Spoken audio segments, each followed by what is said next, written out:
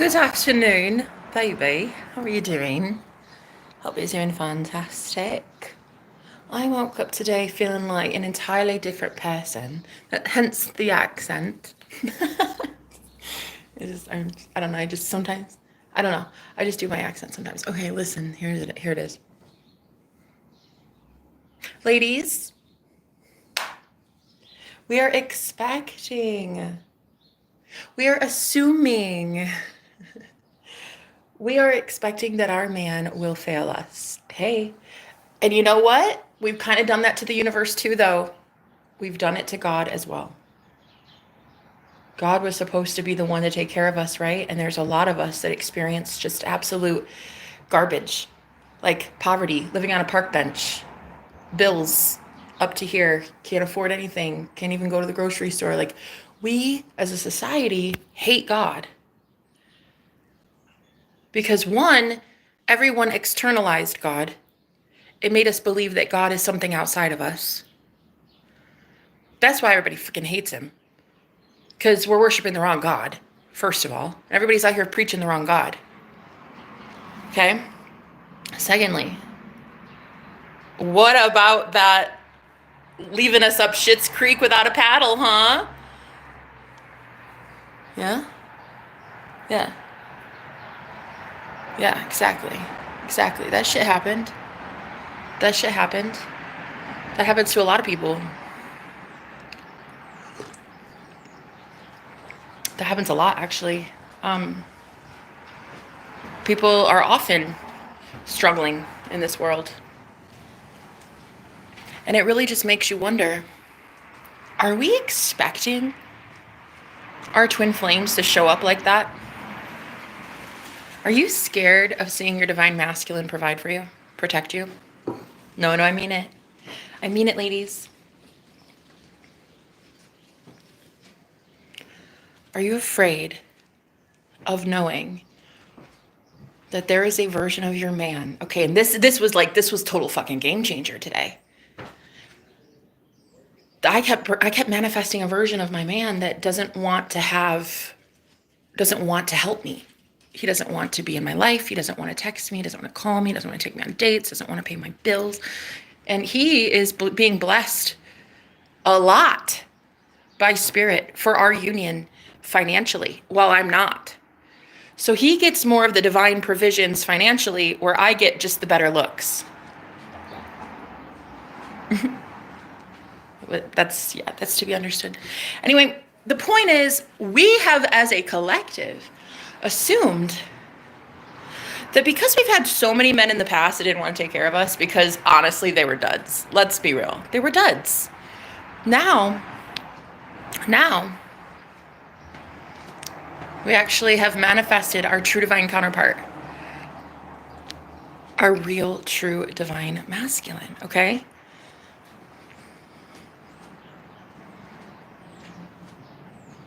And this is where we get it twisted. We think, okay, well, if I ask him for something, he's gonna be like everybody else. And he's just gonna be like, no, I'm not doing that for you. Why would I? Why would I? You're not my responsibility. Well, that's what other men said, because technically you weren't their responsibility. As a divine feminine, you were not someone else's responsibility. You are your divine counterpart's responsibility. That is the truth. You are your own responsibility, and you have been taking care of yourself this entire time on your own, as a divine feminine, as a high priestess, as a godly woman or man, whatever. You've been taking care of yourself, so now the universe has no choice but to bring in someone mirroring back to you the level of self-preservation that you have for yourself. That man or woman would want you to be safe and protected. But we've even villainized the universe. Because, listen, this is what we did. As a society, you know what we did? I'll tell you what we did. I'll tell you. Man, I have to fart. I'm on these new probiotics, man, and I've been taking some fiber. Anyway, this is what we have to do. I'm going to tell you. We as a society have got to look at the fact that maybe we were lied to, and maybe we worshipped a God that was told to us by religion as being like some kind, loving, generous God. But honestly, Maybe we hate God because everybody externalized God and said that it was a God out there. And like every time we failed at something, the God out there was blamed. But like, what if there is no God out there? What if the only God is in here? What if we are God?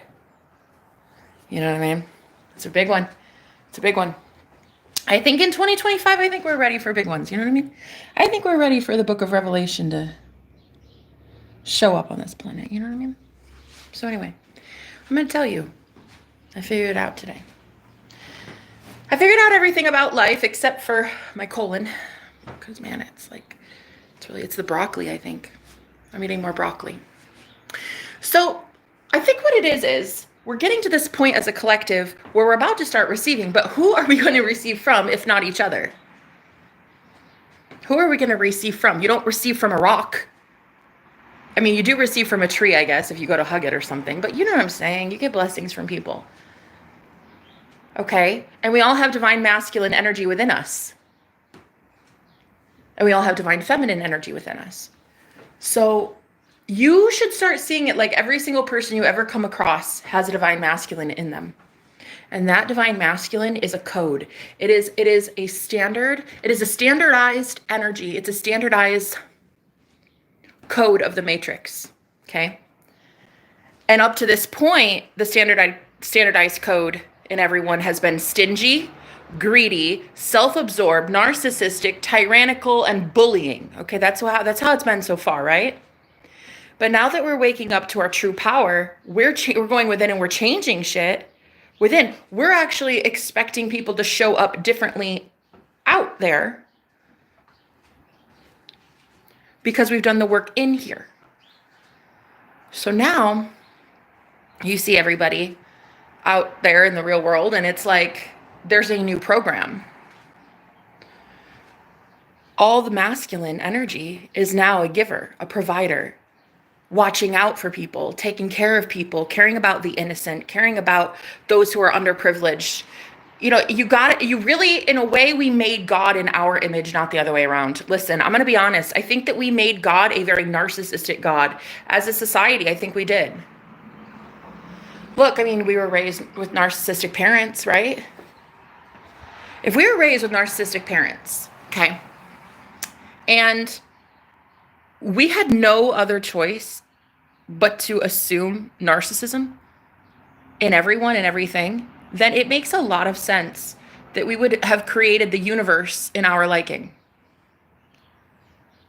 Sure, a God that will like give to you every once in a while, sure, yeah. A new job, hell yeah, okay. But then an unexpected bill the next day, come on, go fuck yourself. Same with men. At least with me, shit, girl. Have you seen my channel? It's embarrassing. It's embarrassing, the public breakups I've been through. It's kind of revolting. I don't even understand what I was thinking. My most publicized video ever on my channel was me being broken up with by my boyfriend, being left at a police station.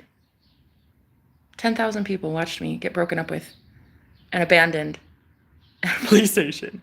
Yeah, no. So I think what we've done effectively is we have created men to show up as assholes. And it's unconscious creators because we didn't know what we were doing yet. We weren't awake. We weren't aware. So we were also creating the universe to, sure, I mean, it would give to us, but then it would take away. So we effectively made God, aka the matrix, the universe, the simulation, the whatever this is, whatever. We made it a narcissistic God. We made God in our image, not the other way around.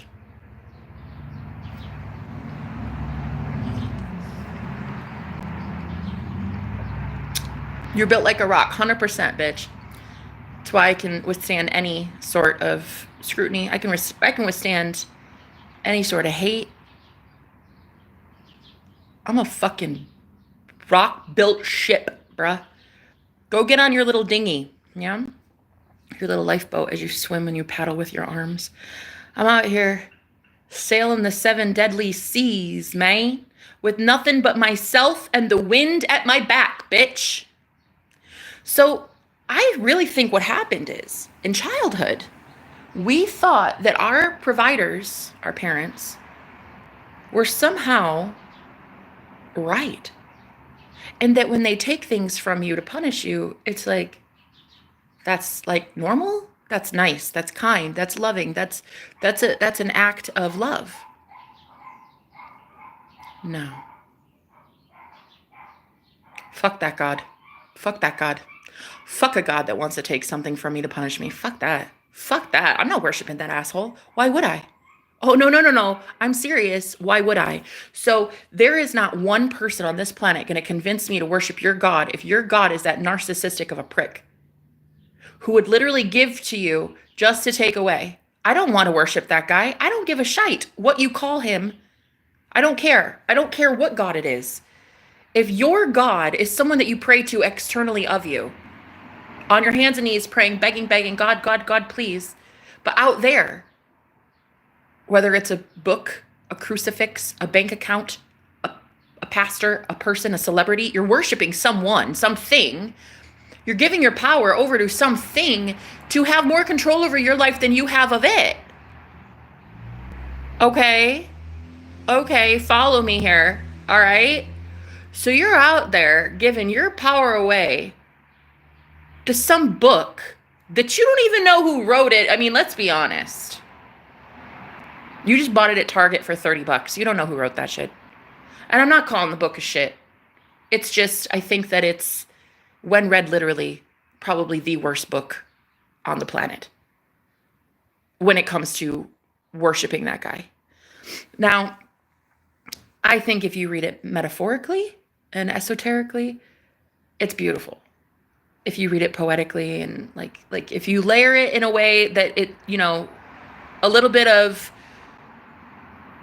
Holy Spirit is involved in kind of like understanding the text, that's one thing. But when you read it literally, your God is our barbaric, narcissistic asshole. Yep, facts. So, when it comes to the Holy Bible, we also personified a God in our minds by simply reading a text and then use that to blame when we don't get things that we want. If you're out there begging on your hands and knees, please God, heal me of this ailment, heal me of this ailment, what God are you going to? What's his phone number? How do I get in contact with him? What's his shoe size? Exactly. I don't know your God. I don't know your God. And if you were being honest with yourself, you may not know your God. Okay?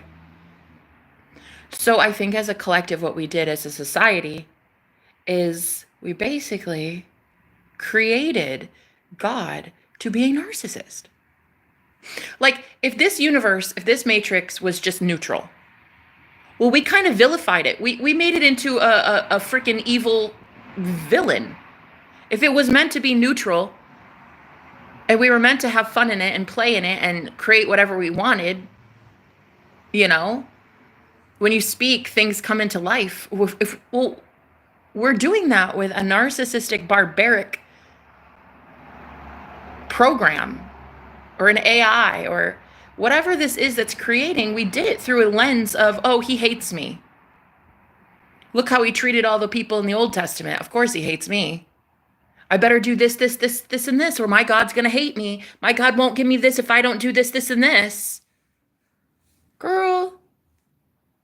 And then so we believe in it, we assume it, then we go and we project it onto our men too. Hey, see, this is what I've done.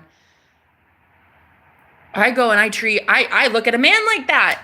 Oh, if I don't please him like this, he's going to punish me. If I don't bend over backwards and become his doormat, he's going to hurt me. If I ask for something, he's going to give me just a little bit of it, or he won't even give it to me at all. We have looked at men as a society like they don't want to provide for us. They don't want to protect us. Like they'll always choose someone else. We'll never really be what they what they want. And they can't just love us unconditionally. It has to be conditional. It has to be this rule, that rule, this. Got to look a certain way, do this, and like make this kind of money, work at this job, be this financially well off when you meet them, and do this. And it's like what we have literally made men our idol. We have. But then we didn't see them as God. If we would have seen men as gods, like if we would have seen men as godly men, as real, true, divine masculines, that'd be one thing. But we didn't. We really didn't, I don't think. I think that as a society so far, we've kind of looked at everyone as like evil, you know? My point is, I'm coming across a lot of blockages that I have right now, and that my boyfriend seems to be dumping me. Seems. If you look with the eyeballs, he's not dumping me. He's just, far, far, far away. If you look with the eyeballs. And I don't look with the eyeballs. I look with the heart. So he's very much right next to me right now. You see him? It's cute, huh? There's those little dimples right there, you see? Yeah, because he's so cute. Such a cute patootie you are. Yeah, we're drinking coffee together, enjoying the beautiful, beautiful spring. Spring has sprung, baby. Just like my heart has. I'm madly in love with this guy. But I need to recreate him, because the way that he's showing up in my life is based on an assumption that he is scared to provide, scared to protect me, scared to be with me, scared to make it official. Like, we really, and ladies, I think that we have done this so much because we've seen so much proof and so much evidence of it. When you assume something to be true, it is true. That's the law of assumption. If you assume something because it's happened so many freaking times, you're going to start thinking that that is fact. You're going to believe that that is the truth, right? Hi, guys. So you're going to believe all of these things that have been shown to you up to this point, which men are losers. They're not going to take care of you. They're going to end up hurting you. They always forget you. They don't text you. They choose another woman over you. There's always like there's just a million things. Okay. Mainly for me. And this is why I'm so fiercely independent, because it's like I had to be. Mainly for me, it was, I'm not even allowed to ever have my needs expressed, let alone met. I just pretend I don't even have needs. That way I never get disappointed. But boy, oh boy, does my Airbnb have needs. It needs a lot of money for me to stay here. And in a couple days, I don't know where I'm going. So this is why I think I'm coming to this big breakthrough, because my divine masculine showed up at my place the other day, and he and I healed each other. It was beautiful. It was a very healing catharsis. Just like, it was basically therapy. It felt so good. And while we were together, I heard Spirit say that we were going to be gifted. Our divine union was going to be extremely blessed. And that our ancestors were blessing us with wedding gifts. I heard wedding very loudly. Spiritual wedding, spiritual union. And sure as shit, I took on all of that pain. He had back pain. He came over so I would do some Reiki on him. He had back pain. He was not feeling himself. He was feeling like completely hungover, not feeling right. He needed some healing. So he came over for that. I took care of that. The next day, I was like bedridden for the entire day. I was processing all of that pain and trauma, purifying it, transmuting it. But because he had removed so much gunk and junk from his aura, he literally hit a windfall of money the next day. So the day I was bedridden, he came into a little bit of cash. And it was so fucking weird. I was literally laying down in bed because I couldn't even move. Like, my back hurt. I took it on myself as a divine feminine. I took it on as a healer, as an empath. And so I was laying in bed. And all of a sudden, I heard this bird outside, and it was chirping really loudly. And I was like, what are you trying to say, buddy? Because I could just feel like it was telepathically telling me something. And all of a sudden, my phone started ringing. And right when it did, I heard, this is your wedding gift. Or like, I heard wedding gift. I didn't hear like, this is the only one. I heard wedding gift. And so I looked at my phone and it was him calling, and I was like, hey babe, what's going on? He's like, you won't believe this. I just seriously won like a little bit of cash. Not a lot, nothing crazy, guys. Seriously. Enough to get me a month here. And I was like, are you fucking serious? He's like, yeah, I feel so good. Like, I'm taking a day off. I'm going to heal. I'm going to, like, I just can't even believe it. And like, here I was so excited that he had won, right? A little bit of cash. And then I thought to myself, motherfucker, I just took on all of your dark energy so that you could be as light as a feather and attract that into your life. And I know that I'm that good because I was married before, and I was with my ex-husband 8.5 years. And he went from the lowest paid guy at his job to the CEO's best friend, and would even start like a sister company for his business, for his CEO, because like they trusted him so much. He was just this big, powerful man in the community, all because of my energy, all because of my healing, all because of my transmutation. And I'm not saying that he didn't put in hard work, because of course he did. But the point is, divine femininity in and of itself, we sadly don't get enough credit for what we do. And so anyway, I had this want and desire for him to provide. So when he was here, I asked him, I was pillow talk, and I was like, were you serious about helping me the other day? Because he had asked me a couple times, do you need some money? And I'm like, dude, I have taxes that are due. Uncle Sam is going to come down my ass real soon, as well as I'm going to be homeless in a couple days. And I don't have food in my fridge. I have nothing. I have no money right now. And so I said to him, I said, is it possible you were serious? Because he'd asked me a couple times on the phone. He said, do you need money? Do you need anything? And I just, up to that point, was so scared to say yes. I was so scared to say, I do need help. And why, ladies? Why do we feel so scared to ask them for something? Are we embarrassed? That was kind of it for me. I felt a little bit embarrassed. But here he was, winning some cash so that he could help me. And yet, has he come in helping me? No. And it made me today realize it stems from within, guys. It's not a them thing. We don't have to change that version. We don't change that version of them. That stingy version already exists. That version's already there. That douche canoe already exists, honey. Why are you selecting that version of him, honey? You go within and you select a different version. You change how you see them. You change how you recreate the script. You change their script. You change the actor by going within. And it really dawned on me today. Like I was in the shower and I was like, what if he wants to do this?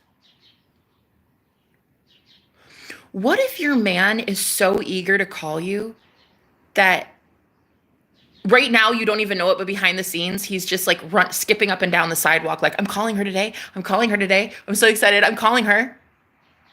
Or I'm taking her on a date. Yeah, I've got this whole thing planned out. I'm gonna take her on a date tonight. Yeah. But we don't think that. That's not like the standard. The standard is, oh, he doesn't really want to call me. He doesn't really want to do for me. He's so stingy. He's so greedy. Because we made God in a narcissistic way. We made the universe narcissistic. And then we made our divine counterparts act the same way because of all the people we've been trained and programmed to see it like. Our parents, pastors, religious leaders, whatever, you know. If you've ever seen a narcissist, you know what a narcissist is. Not all pastors are narcs, but you know what I mean. If you've ever seen one, you've seen them all. And then we go and we paint our divine masculine as that, and they never even did that, really. They never showed us that, ever. Not my man. I was actually kind of shocked. Like, when we first started hooking up, he was like very generous and very giving and really wanted to provide and stuff. So I'm thinking, why did I project onto you a curse that I took on from other people? Everyone else has been showing up as a narc in my life, a narcissist, right? Not everyone, but you know what I mean. And then I now paint my divine counterpart as that. That's not even right, man. That's not even right. Nor is it right to see God like that either. God didn't do that. God didn't do that. Hi, Medina. What do you mean he didn't bring the help? Is he waiting for you to reach out? Sorry, maybe you already explained. No. Maybe. Maybe he's waiting for me to ask. I've already asked though. Because when he came over, I was like, we were cuddling and I felt like it was a very good time to say it. I was like, I hate even asking, but were you serious? He's like, I got you, boo. And I was like, okay. Oh, wow. Like, I don't know. I've never even seen that before. Like, I've seen men give to me before, but not out of the kindness of their heart just because. I've seen men give to me because they wanted to entice me with something or get something from me. There's been a few people here and there that would give, I think, just out of the kindness of their heart, but like mainly a majority of the men that would ever give to me, it was like to trap me in some way or to win me in some way. And instead of just giving from your heart and being like, here, I just love you. And I just know that if I bless you, I'm blessed. Like, he knows that we're past life soulmates. Like, he knows me from a past life. We've already talked about this a million times. He knows who I am. So for him to not want to provide for his divine feminine is a preconceived notion I have. Guys, there is no one to change but self. And this is really it. I'm convinced the universe doesn't want to give to me. I'm convinced my man doesn't want to give to me. I'm convinced people don't want to give to me. I'm convinced that I will always, always be left and abandoned with no shelter, no home, no food. And it's because of trauma. There's a lot of women like me who had to live on the streets. And there's trauma there. There's always going to be that feeling like whatever this universe is, it was dark enough to have me on the street like that, being propositioned by men. Like, there were so many nasty, creepy energies that wanted sex for money from me. And you know, there were times I was so, like, when you're not eating for days at a time, there are times, honey. There are some times where you think about things a little bit too long. And I did think about things a little too long. I didn't do it, but man, there were times, desperate times, that should have been led to desperate measures, and I didn't do it. But the point is, when you are that impoverished, when you are that scared, that alone, that lonely, that not provided for, you start to see the universe as like, what the fuck? How can a universe be this dark? How can a God forget us this much?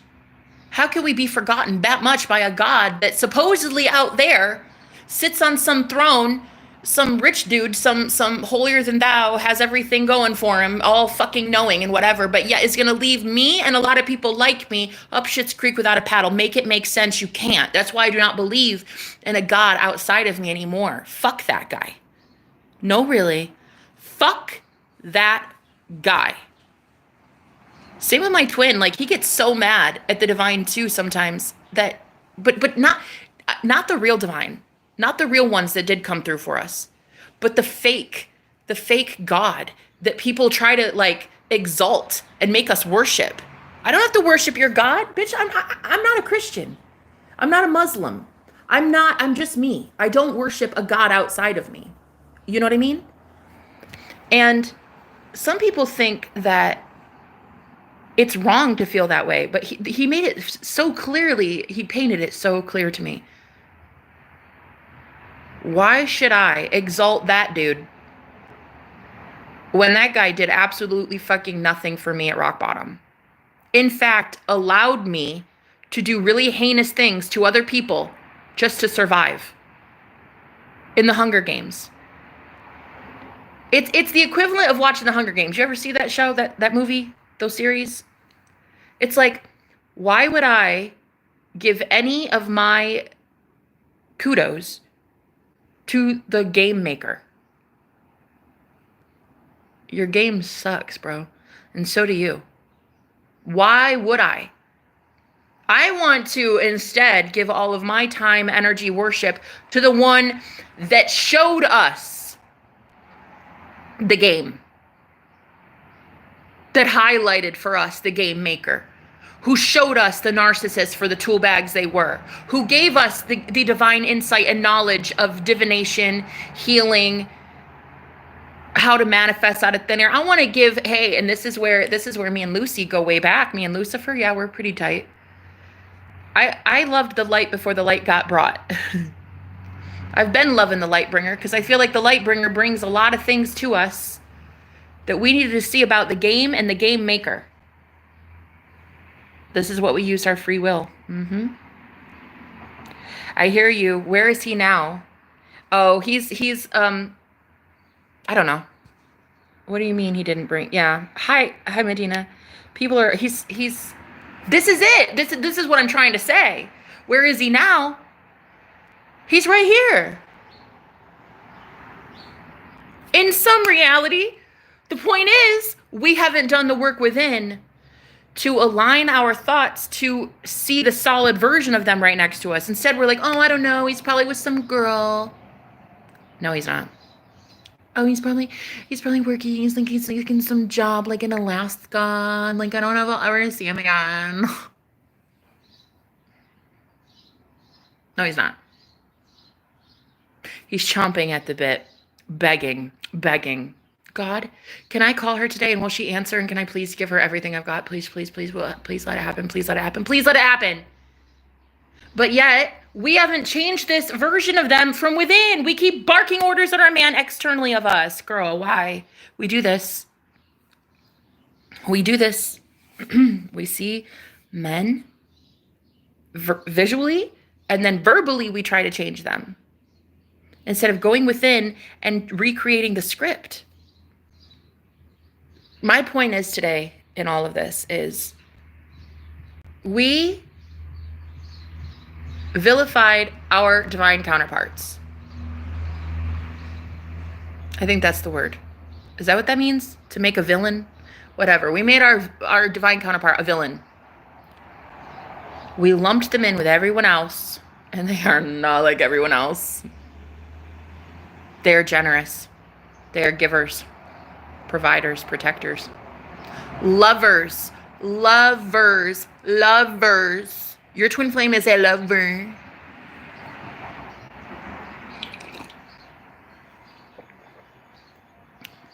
Likes to love on you thick, honey. Loves to give you everything. Is already thinking about you before they even think of themselves. The second he won that money, he probably thought, oh my God, Jenna, she's going to be so happy. Well, I mean, he was chomping at the bit to call me and tell me. That's the only thing he said. So I'm pretty sure he was excited about it. And Spirit was showing me, that's your wedding gift. We're going to be giving you more of that if he can provide, if he can share. Can your divine counterpart share? I don't know, Jenna. Will you go within and recreate him to be a giver? Or are you going to consistently bring in the version of him that we don't approve of, which is flaky, selfish, always tied up with something, no time ever to devote to you, no attention, no... Girl, you don't deserve that. What the fuck? That's not your husband. That's not who we blessed. That's not your husband. Your divine husband is a provider, a protector, a real man. A real daddy, okay? That's who we blessed. So if you're not bringing him in like that, then you don't get the blessing yet. So why don't we as women recreate how our men show up? It's an us thing. It's not a them thing. We don't change them. There's already a version of them that exists the way that they've been showing up, girl. Garbage. They've been showing up like garbage, and you got to take that shit to the curb. What you do not do is focus on that version anymore. You recreate a new version. So here's the download I got this morning. Here's the aha moment I got during meditation, bitch. Just when I go in. I was told there is no one to change but self.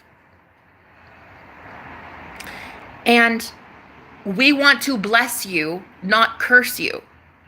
So why would we bring in a guy right now who is literally, it's given curse. It's given problem, okay? It's given douche nugget. Why would we bring in a man who's a literal douche canoe? You are entitled to blessings. So if your thoughts cannot match the frequency of he's my blessing, then we're not bringing him in for you at all, Jenna. Same with money. Same with money. Same with any manifestation. If you cannot see the highest version of what that thing is, why are we going to bring it to you? It's not a blessing, and you deserve blessings. Make it make sense. I just got a download about how good people, or how bad people who don't deserve good things because they're not like, they're really not good people. How is the same thing for them coming up? How they're going to try to receive good things, but that's not what they're owed. What they're owed is garbage. They have garbage thinking. They do horrible things to other people. They're going to keep struggling to have good, and they're only going to receive bad. While God's people are really expecting bad, but deserving of good. You know what I mean? And so the universe like isn't matching you to that frequency yet because you don't think bigger. You don't think bigger. You think, oh, but like he's not gonna like. I mean, I get like a call a week. He calls me when he's like on break sometimes, but like, and then like last 2 minutes of the night before he goes to bed because like I'm his last thought. But you know, but he's so cute though, and I love him so much. Girl, is that your fucking husband or is that a fucking fuck boy? Ugh. Nah, we don't do that here. I don't know what the hell we're thinking, ladies. We are over that shit. It is year 2025. Girl, there is no one to change but self. I do not have to change him. I have to change my perception of him. I do not have to change him. I have to change my perception of him. And so far, sweet cheeks, this is what I've been seeing. Oh, he's so stingy. He's even stingy with his time. He's stingy with his texts. He's stingy with his calls. He's stingy, greedy, stingy. Okay. Why would we bring him in then? That's not what you're owed. That's not what your imagination keeps wanting. That's not what you keep telling us you want. That's not what you're painting a picture to the universe about. You're saying, oh my God, this man eats you for breakfast, lunch, and dinner. Then why are we bringing in a guy with breadcrumbs? It doesn't make sense. So if here you are being worshipped in your imagination and the dude's begging and groveling like, oh my God, be my everything. I love you so much. Let's get married. I want to marry you today. Girl, what are we doing? With our stupid assumptions that we assume they're going to show up differently though. No. We only have those beliefs because we've seen it so many times. We've seen it so many times by deadbeats. Okay. I literally was given up for adoption when I was 2 years old. And then I was adopted and my adopted dad abused me every single day for my entire childhood. I was not taken care of. I was not provided for. I was not safely protected. So I never even saw a man who could take care of someone else's responsibility. I never saw that. So now here all of a sudden there's this man. He doesn't owe me jack shit. He really doesn't. Technically I healed him the other night, but that was because I agreed to it. I wanted to do it because I love him. He didn't owe me anything. It just so happened to be that the next day he got his manifestation that he wanted because all my clients get what they want the next day or the same day. Everybody that works with me somehow gets some sort of movement right after they work with me. It's no different with him. He got a huge blockage removed with me and then the next day, boom, hit it big. And I'm telling you, I have up to this point assumed that no man would be eager to give to me. So I have to recreate how I see men. Recreate how I see divine masculinity in and of itself. What if your man wants to give to you? No, I don't mean just like, oh, sure, like, you know, because it would make you happy, you'd smile. No, but like wants to because there's a deep, innate craving to give to you. Like it is, what if it's in their DNA? Like what if we could change our concept and be like, wow, okay, that level of protection that they want to protect us and provide for us, that is like in their DNA.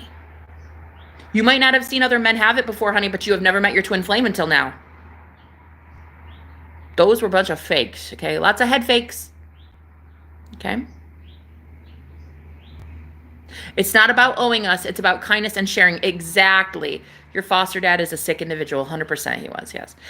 I think that I don't know. I'm not in his life anymore. I don't really want to shame him too much. I've come to forgive that man and realize that he is just a product of society. He was literally trained by the military to be a killer. I cannot blame that he took it out on innocent people. That's a lot of sadness for one man to take on. And it is very sick, yes, that I was abused every day, but he was a military drill instructor. So he literally taught men how to fight other men in battle. And so I can't hate him for what he was trained to be. He was trained to be a killer. He was literally programmed by the Capitol. If we're talking the Hunger Games, right? The Capitol took PETA, an innocent man, and brainwashed him into hurting his twin flame. And so, as a Capitol, this matrix created our masculines to come after us in that same way. And so I've only experienced up till now my twin flame as a fallen twin flame, meaning he only wanted to do bad shit. He wanted a very fast and loose life. He was okay with a lot of things: crime, drugs, alcohol, women, just money, partying, lots of loose, a very, very loose lifestyle. And now all of a sudden, we don't recognize this version of each other from past lives. He was always loose. He was always running around with a bad crowd, getting caught up, and I was always the one broke, dead. I was the one sacrificed. My twin flame, my fallen twin flame, my dark twin flame sacrificed me in the same way that most divine feminines are sacrificed. But now he's going to the light. And this is a thing that we recreate within ourselves. I can't look at the 3D and say he's going to the light because the 3D is lying to me. The 3D is saying, no, he's not. I'm the one that says my man is healing. He wants to give. He wants to give back to humanity. He wants to heal us. He wants to protect the community that I built. He wants to protect me. He wants to make sure I have a beautiful home a roof over my head and food in my fridge. He wants to make sure that I can pay the IRS so that Uncle Sam doesn't own my soul. He wants to free me from that. He wants to free me from bondage. My man wants to free me from the slave state of the matrix itself. And the same way with God. But see, this is where everybody hates God because everybody thinks God is outside of you. If we were to think that we are God, we'd love it a lot more. If I were to tell you, you are God though, you'd probably hate God a lot less because you've been showing up for yourself every fucking day. Some guy in the sky with a white beard, that dude abandoned you, bro. That dude is nobody. He abandoned you a long time ago. He was never real. I'm sorry that people lied to you. People lied to you about Santa Claus is real as well, honey. So I'm just trying to tell you that my perception of divine masculinity in general has to change because I feel like I owe it to him to save his soul. And in order to save his soul, I have to receive from him. I have to recreate the story that my man wants to give back to lightworkers, wants to give back to me and healers and lovers and beautiful people. He wants to. He didn't used to want to. I'll give you that. He didn't. And so because I assumed he didn't want to, he showed up not wanting to. Because I assumed he'd be stingy, he showed up stingy. I assumed he'd be greedy, he showed up greedy. I assumed he had let me down, so he did. So what if we could really, really change our assumption of how they show up? What if I assume now, deep down, he is craving giving to me? Coming up with a million ideas right now as to how he can provide for me, protect me. Because in just a couple days, I don't know where I'm going. And what if he's got like this big elaborate plan? And what if the universe has this big elaborate plan to surprise me with something? Like maybe a new Airbnb or a little like apartment or something. What if there's all these options available, but me as a divine feminine, I cannot receive because I expect the universe and my divine masculine to disappoint me? Both of them are disappointing me because I assume they will. And ladies, it's not a them issue. It really is us. It's us. There's no one to change but self. There is already a version of him that already put a roof over my head. He already did it. He probably booked a whole month for me to have here. There's probably a version like that already that exists. I wouldn't even have the desire if it weren't real. If I didn't want him to do that, it wouldn't even be this easily on my heart. If it wasn't a thing that already happened somewhere, right? Same with you just wanting to manifest a text message or, end of no contact. It's the same. There's obviously a reality where you two are back together and you are talking to each other, or you wouldn't have it on your fucking heart to keep trying to manifest your man. You see? Thank you, Joyce. Food, Jenna. Oh man, I have to go. I hope to catch you later. Take care, sweet cheeks. I love you. I love you. Hey, Jenna, long time no see. How you been? Hello. Thank you for asking. I'm okay. I'm okay. God's good. Always. Always God is good. There's not one day that goes by that God is not good. You know why I can say that with utter confidence? Because I'm not looking to a God outside of myself. I'm not looking at a crucifix or a book or a man or a pastor to save me. I'm not looking at a religious cult like it's going to save me, a bank account like it's going to save me. You know why I can say wholeheartedly with utmost faith that God is good? Because I don't worship the other gods that people want to worship. I worship myself as God. I am the only one that makes rules around here. I am the only one that determines how people show up. I am the only one in my reality that creates the version of people to show up as they will. I'm it. I am literal magic. So if there is any God deserving of worship, it would be your girl. Not that I need your worship. Don't worship me. I don't need your worship. I worship my damn self. I go into the bathroom in the mirror and I tell myself I'm beautiful all day.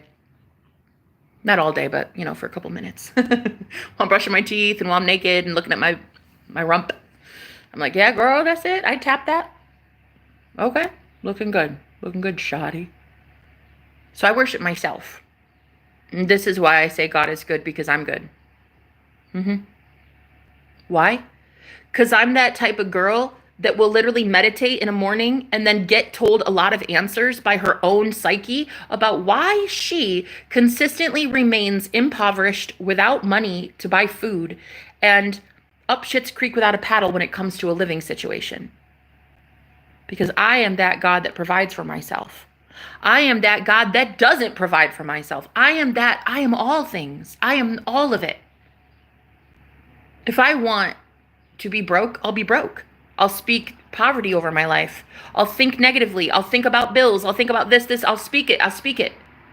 If I want more abundance, it's the same way. Like, I have to be the one that speaks it.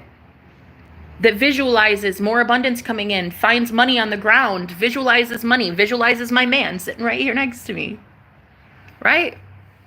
I'm the one that needs to do that. No one else is going to do that for me. And no one else is going to do that for you guys either.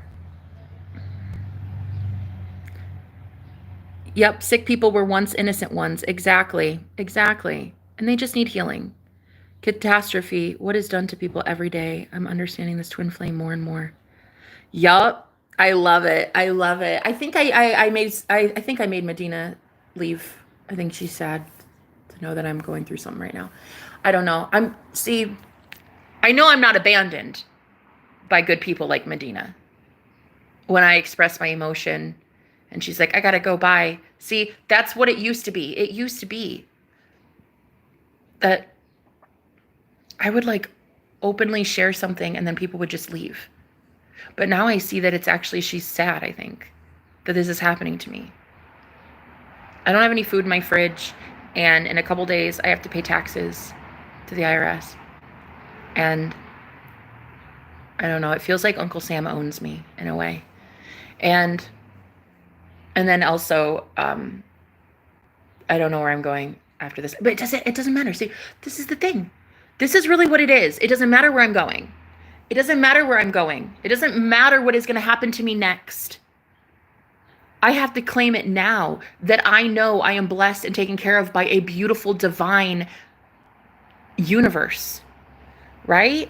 You do not have to expect anything from anyone else. It's not anyone else that is going to save you. It's really you. So many people want to go out there worshiping a guy who, like a God in the sky, who's only 50% of the time going to give you what you want, girl. It's a 50-50 crapshoot anymore. It's like, get on your hands and knees and beg that God, please, please, please, please, please do this. And it's like a crapshoot, man. You're not going to know whether you get to have it or not. Until what? Until it's right there. Until it's time. And then if you don't get it, you're going to be angry at God. But angry at what God, though? Precisely. Angry at what God?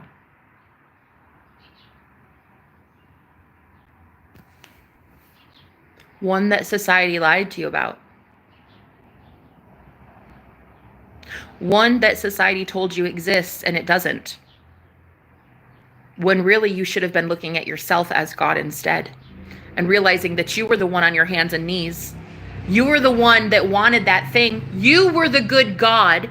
You were the good God that wanted food in your fridge to take care of yourself. You were the good God that went to work every day to pay your bills. You were the good God that put diapers on your baby. You were the good God that would give to a homeless man. You were the good God that did it. Look, this is pissing me off that this society, this generation, we are waking up to the fact that there is no God outside of us. There is nothing.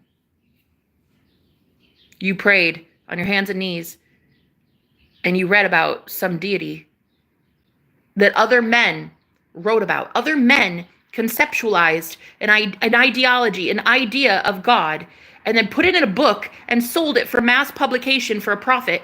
And then you went and believed it. You read it and you said, yeah. He might have flooded the whole world and shit, but like, that's cool. I'm going to worship that one.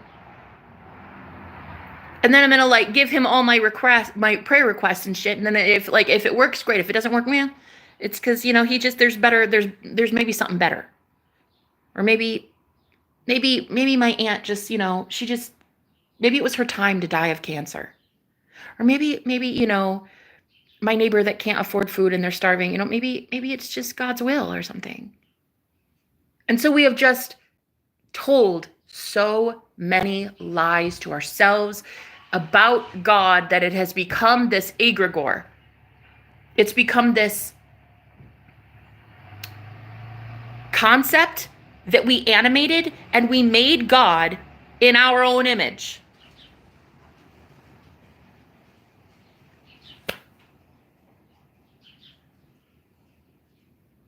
I wonder everybody's mad at God.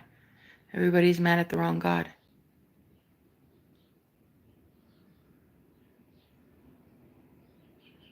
I don't know that guy.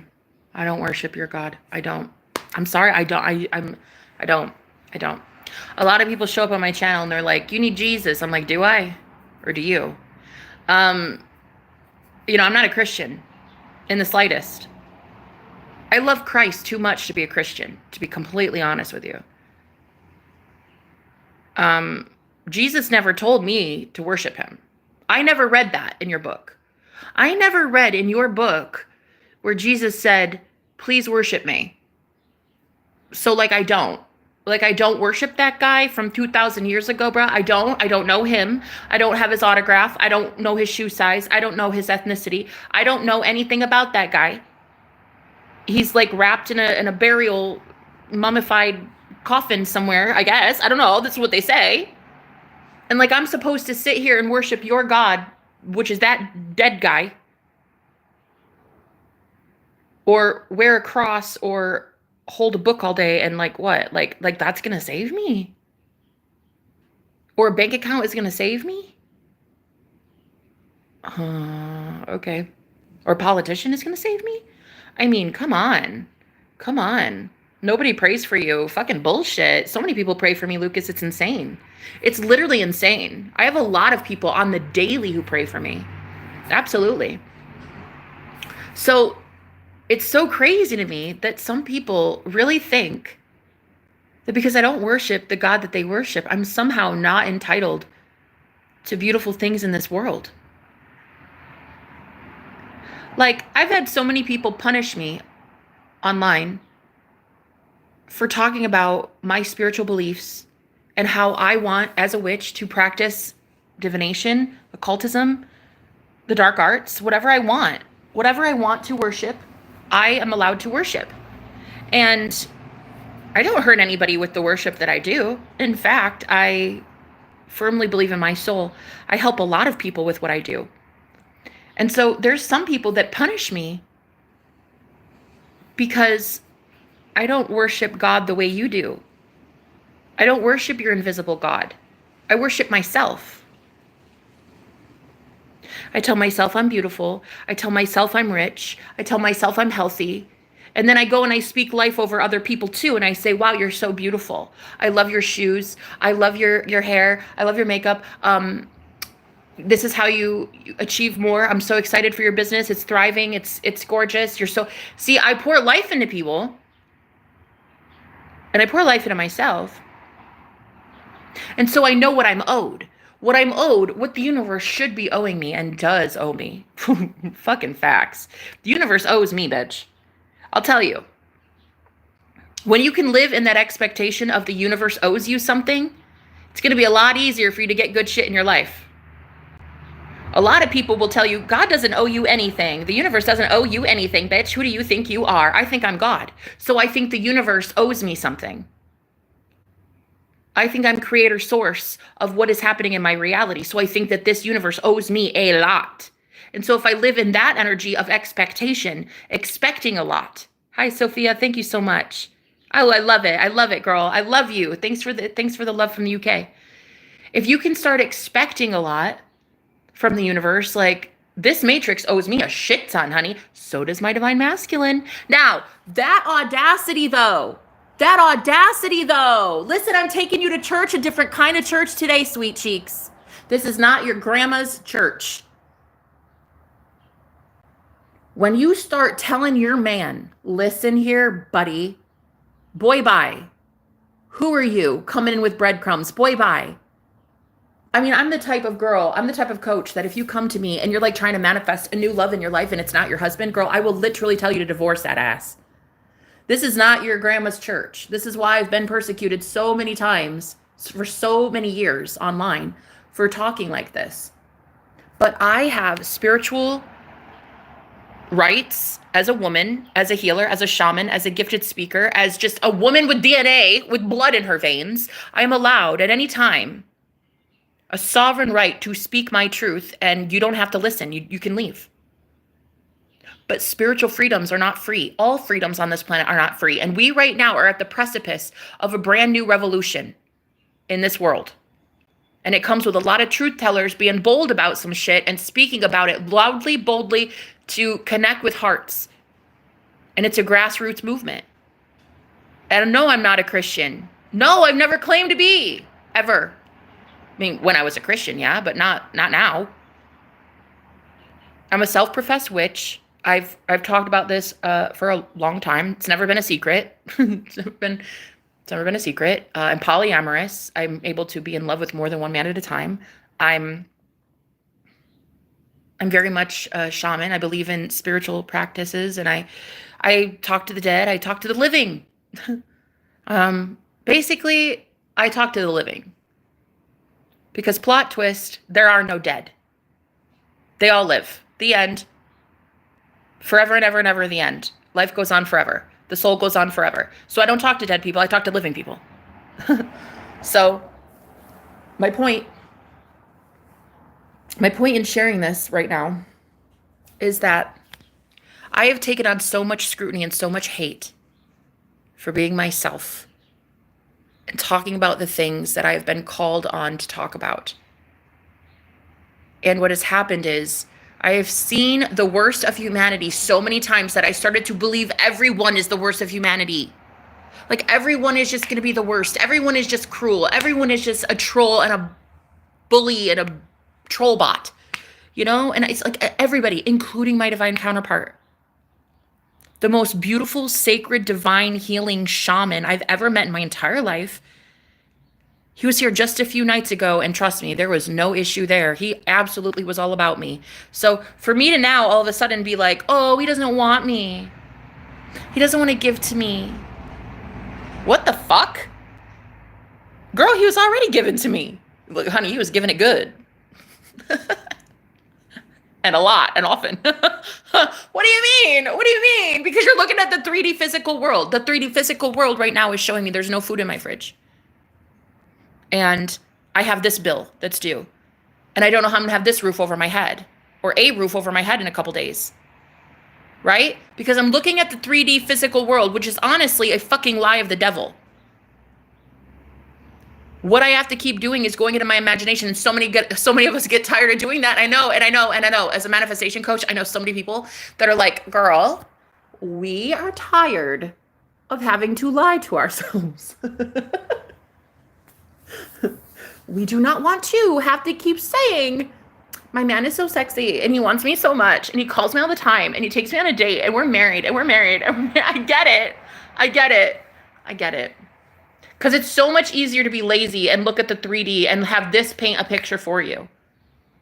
To look at your physical world the way it is right now, it would just give you more of this. So you have to go into your imagination. It takes discipline. If it were easy, everyone would do it. And not everyone wants to do it. Not everyone wants to make their life better.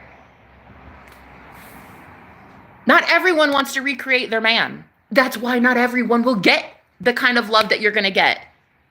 Which I affirm everyone in here gets their divine counterpart. Why? Because y'all are a bunch of baddies. And if you're my viewer, you always fucking win at life. That's it, period, end of story. Same with my clients. My clients always get movement fucking facts. When they come to me, boom, they get their manifestation 5 minutes later. Hallelujah, thank you, Jesus.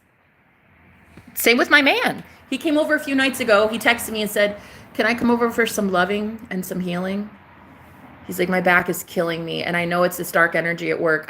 Can I come over, please? And I was like, you want me to rub your back, give you some Reiki? Yes. So I cook for him too, and I put some love in that goulash, honey. There is a lot of love in my goulash, if you catch my drift. That man had my goulash for dinner, honey. There's no word better in the human dictionary than the word goulash. No, seriously. Anyway, he came over for my goulash, honey, and he had my goulash for dinner. Okay. And hey, he healed, girl. He healed. That man healed, because the very next day, boom, he got his manifestation that he'd been wanting for a very long time. And I was like, wow, okay, look how fucking amazing we are together, huh? Look at that. Look at this power couple goal, huh? You come over, get some healing from your mamas, and I get you exactly what you are needing, and you provide for me. But then that part didn't happen. He didn't provide like he said he would. But there is a reality that he did. And it's just that I keep looking at this physical 3D world saying, oh, he didn't do it yet. Oh, he didn't do it yet. Instead of going into my imagination and already seeing that shit was taken care of. He already paid for this house, probably. In some reality, he already took care of me. He already made sure I have food in my fridge. There is a reality where God has already provided and put food in my fridge. My man wants to give it to me. That's what he said. We were having pillow talk, and I said, were you serious about seriously giving me some money? Because, like, I have this place that's Pretty fucking expensive. And he knows it is because he used to live here. He used to live in the room next to me. That's how we met. He was my roommate. So he was like, yeah, I got you, girl. I'll take care of it. So why then am I not believing him at his word? Why am I instead looking at the 3D world at the fact that I'm going to be homeless in a couple days? Come on. Get the fuck out of here. Get the fuck out of here. Go somewhere. I hate the 3D. I hate the Matrix anymore. I do. I hate that it freaking gets you so blinded to the lie, the trick of the devil. Hearing you talk so openly about witches like this. Sophia, welcome, baby. I love magic and witchcraft too. I love it, girl. Thank you for being here, babes. My man is a practitioner, so he's definitely into the occult. Very much an occultist. God, hearing him say some things, honey, this man, he's told me, like, what did he say? One day he was telling me about all the magicians that he studied, because I told you guys that I was trying to manifest my magician. For 6 years in tarot, the magician card was my favorite archetype of the tarot. And I wanted so desperately to manifest my magi, okay? And I talked about it all the time. I would never settle. I never put a ring on my finger, girl. I would not let a man convince me he was my magi unless I fucking knew, okay? The closest I ever got was one of my ex-boyfriends. Recently, we stopped talking. This year, we stopped talking. And he used to say all the time, like, I'm your magician. And like, he was close, but no cigar. And then this man and I, within the same 24 hours, we booked the Airbnb here. Same time, we became roommates. And it was like, the universe was like, here he is. This is it for you. And when he was telling me the other day, look, Henny, he was telling me some things. He was like, what did he say? He mentioned Aleister Crowley. He mentioned a few other magicians, right? And he's like, he goes, yeah, but see, they practice some magic with a K. He was like, yeah, no, those are magicians, all right, yeah. But they're out here practicing magic with a K. I couldn't help. I just, oh God, I love him. I love him so much. I love that he loves witches. That's like my favorite thing in the whole world. I love that he is a witch. I love that Jesus is a witch too. Hey, here's my very controversial opinion on Jesus. Ready? Any man that can raise a dude from the dead, turn water into wine, walk on water, and heal a man with dirt and saliva, it's given witchcraft. Do you know what I mean? It's given witchcraft. It really is. Like, if you think about it. It's given witchcraft.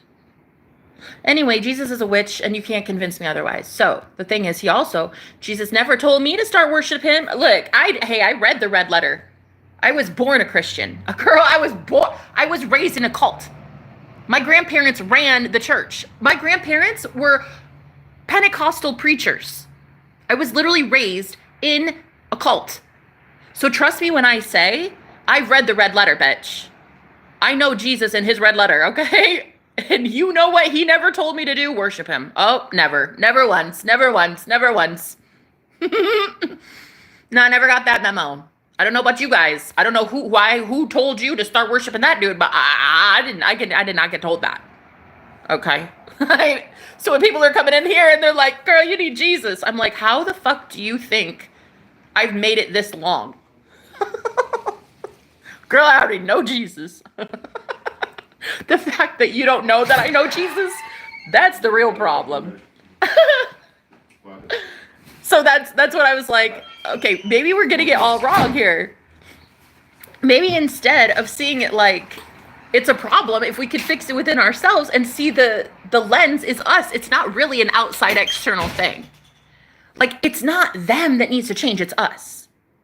It really is us. If we can change the way that we see the people coming towards us, even the haters, even haters, maybe they could come towards us and be like, you know what, you're kind of right though. I never really thought that far ahead. I never thought about bringing in viewers who like hate me originally, and then I say something and they're like, honestly. That's a good point. I've never thought about that. I just think instead people show up on my channel and they just hate my guts. And that's it. And then the same with the universe. I just have this feeling that like the universe hates my guts. And always wants me like up shit's creek without a paddle. Always wants me moving somewhere. Always wants me struggling. Always wants me starving. Always wants me in a freaking homeless shelter. Always wants me being broken up with by a guy publicly out loud so everybody can laugh at me. And like, God, it's horrible. Because that's what you get when you worship a narcissistic God. When you worship a God outside of yourself that is invisible and doesn't actually exist, of course you're only going to get 50-50 results. Of course it's only going to be 50% half the time. Oh, it worked sometimes, but like not other times. I don't know. I didn't pray hard enough. Look. It just, I think what we need to do is worship ourselves. Listen, I know the blasphemy in this one. Oh, what a freaking blasphemer, this girl. What a blaspheming witch bitch. Whoa. She did not just say it. Did she say worship yourself? Oh my God. My God is not going to be happy with that. My God is a jealous God. I don't care about your God. Why would I want to worship a jealous God? I hate jealousy, bitch. I hate it. I hate jealousy so much that I've dumped my best friends and left them in yesteryear. I hate jealousy so fucking much that if I sense it at all around anybody in my family, I literally leave their ass behind. Tell me I'm wrong. I don't even talk to my own mama.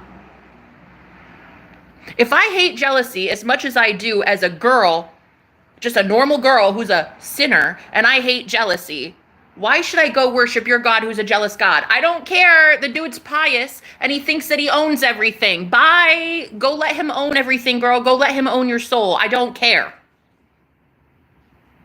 That dude, that God owns your soul. Go have at it. I'm not about that though. I don't worship like that though. And I do not worship the invisible guy in the sky who only 50% of the time even fucking listens to my prayers.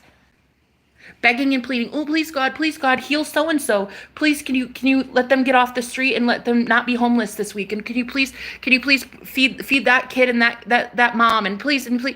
They don't though. Why? Because it's a God that doesn't exist though. You animated a false idol. You as God gave your power over away to a false God. And then when that God disappoints you, you give that God all the blame instead of your damn self. Right. Oh, we're talking facts today. Uh-oh. Grab your coffee, grab your blunt. Girl, we're talking some truth today. It's going to get real loud in here. On this porch, it's going to get very loud. You want to go blame somebody for the fact that you only get 50% of whatever you want. Half the time you get it, half the time you don't. When you pray on behalf of Aunt Sheila that her little ankle heals real fast, and it doesn't. It takes 6 years. It's because your God is fucking fake. Sorry. I'm sorry. Oh my God. Look, there's this dude outside at this garage sale and he looks just like God would look. Look. Do you see it? Do you see him? He's got like a white beard and a white, like gray hair and white beard. And I'm just thinking, oh my God, if anybody were going to look like God, it'd be that guy. But see, that's it. We personify God. You know? We gave God an identity. Why? What is it though? You have personified a God. Like you have taken an idea, a concept in a book, in the Bible, and you gave it a personification, a deification. You deified. Deified. You made it a God. You exalted it. And then now it can't heal you of your ailments. And now it can't put money in your bank account. Look, I'm really just preaching to the choir today, guys. And I'm going to tell you, it's just me. I'm talking to myself, and I'm going to tell you why. Because look, I've been looking at the 3D physical world and worshiping this, my creation. That would be the equivalent of God in the Bible worshiping his creation. That's stupid. This is what I created. I can't worship this. The 3D physical world itself, this simulation, this video game, is not worship worthy. It's not worthy of my worship. It's not worthy of my exaltation. Do you see what I'm saying? Just like a man, a guy, like any man here as my boyfriend, like he's not worthy of worship. The God within him is. Not his physical flesh, not his words, not the things that he does.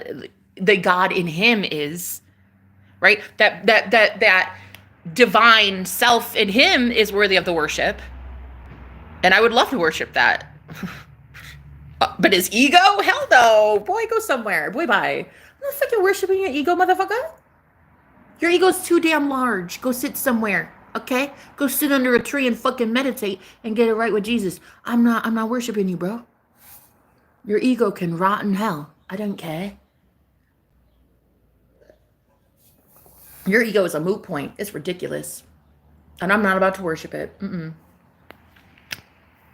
I will worship the divine in that man. And how do I do that? I'm going to tell you. And here's how we do it today, ladies. This is what we do. We figure it out, girl. We are figuring it out together today. I love that. I love that. We're figuring it out. This is what we're doing. We're cracking the code. We're hacking the matrix.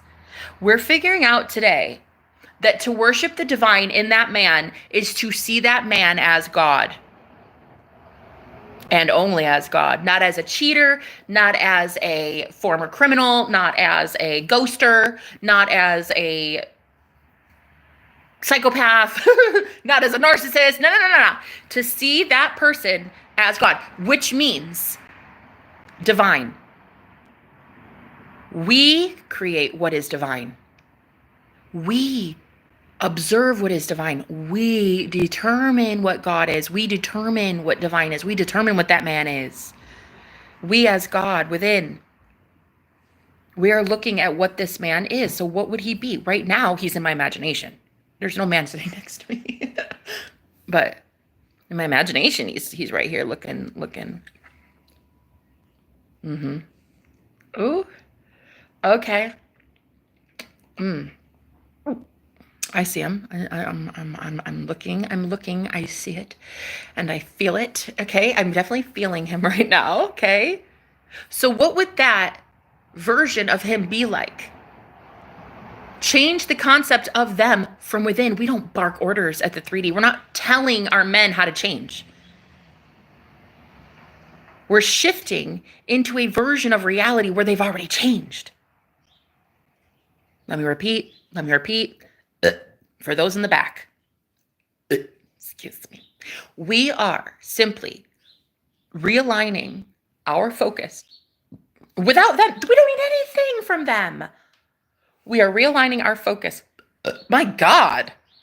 Oh, you know what it is? It's that I'm shifting already. I'm shifting energy. That's what, girl, sometimes when you burp, you're clearing a lot of energy. So listen, oh my God, because I just saw him right here in my mind's eye. I'm already shifting timelines. And in order to be in that energy, I have to clear a lot of dense, heavy energies, which sometimes burping can be a sign of you shifting timelines, by the way, just for anybody who needed to know that. Oh, cute. My spirit guides just told me farting as well, which is so cute because I'd been farting lately and I didn't know why. It was really embarrassing. I just thought it was the extra fiber, but it turns out I'm shifting timelines. So let's just all fart our way into a new reality.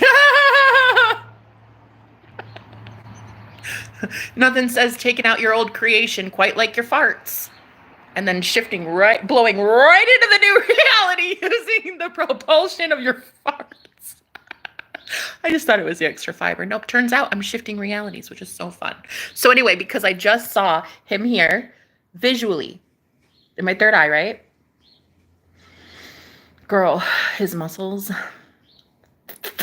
ooh, Lord Jesus, The S on his chest, girl. He has a Superman tattoo on his chest.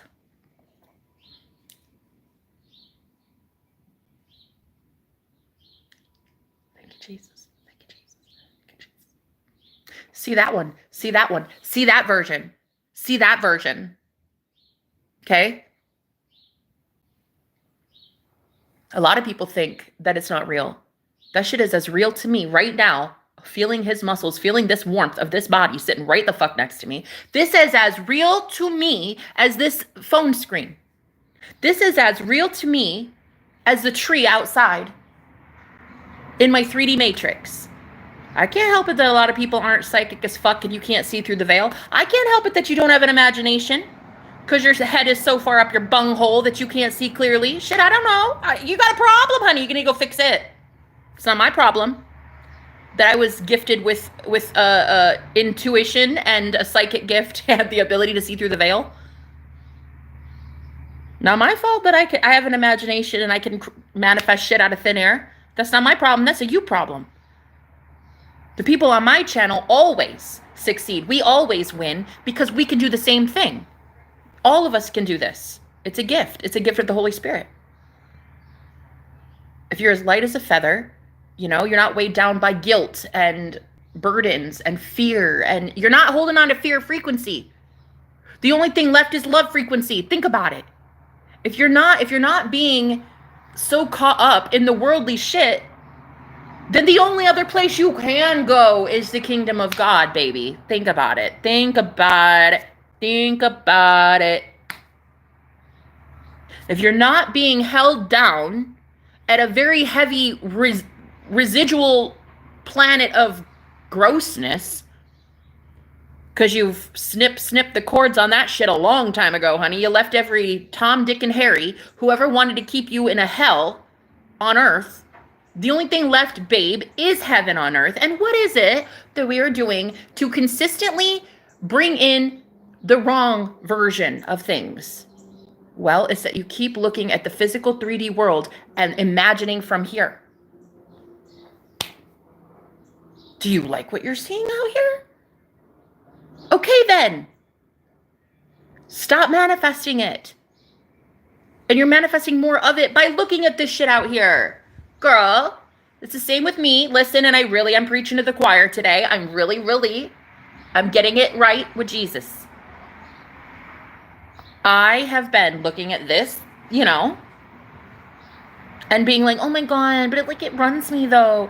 I owe the IRS and I don't know how my bank account is going to like suddenly just explode so I can afford this place in a couple days. And like, I don't have food in my fridge and I don't have this and I don't have that. Oh my God, bitch, pull the stick out your bunghole. Grow the fuck up, Jenna. Like, grow the fuck up. No. Like, really. Like, grow the fuck up. Oh. What is it, guys? Why? Why do we keep taking the blue pill, honey? Why do we keep falling asleep at the wheel? What the fuck is the problem? What are we doing? Nah, I'm serious. What are we doing? Why is it so difficult for me to see this reality of this sexy motherfucker? You see that guy right there? Looking all sexy, tall, dark. You see, ooh, honey, look at his face. You see his sexy facial hair here. Ooh, you see the S on his chest, girl, right there. Yeah. Ooh, you know what I'm saying? My invisible boyfriend is so sexy. But look, hey, it's all fun and games until that shit gets materialized. It's all fun and games, and Jenna's all about talking about her invisible boyfriend until that man shows up in her bed, honey. A few nights ago, honey gave it to me real good. In the flesh. Very much in the flesh. Very much in my goulash. We had goulash for dinner, and now I like literally call sexy time goulash because that shit is so fun. We should call all sex goulash. From now on, that is the decree. Me, Jenna the Queen, I now decree that all words of sex are now called goulash. You can only call it goulash from here on out. Me and my man goulashed. You're not saying oh. Then he went to eat some of my goulash. Okay, so this is where you'll get it confused. This part is where you'll get it. Okay, so he ate. Okay, we had dinner, and it was pasta.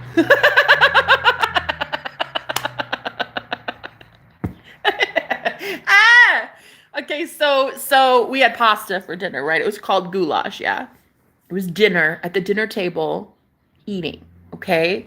But no, really, we actually ate it in the bedroom, but still, it's not sex, it's food. Okay, so we have food. He ate my goulash.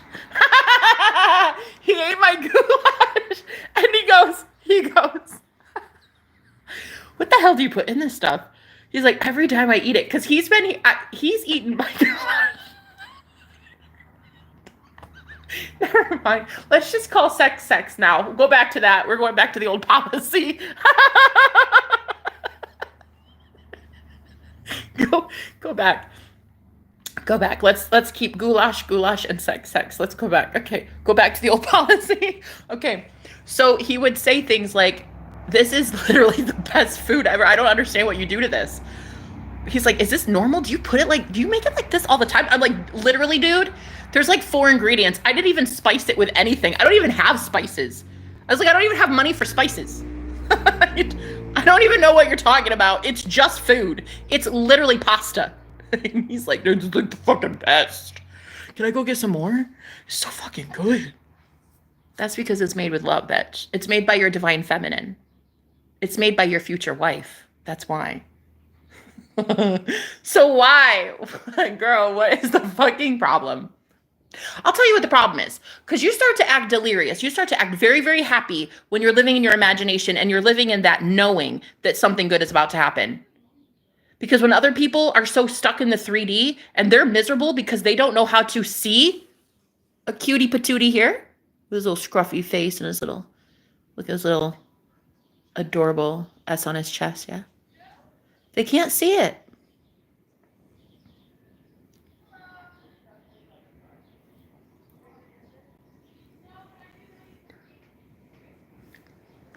I'm gonna have to make some goulash. I'm gonna go make my own goulash.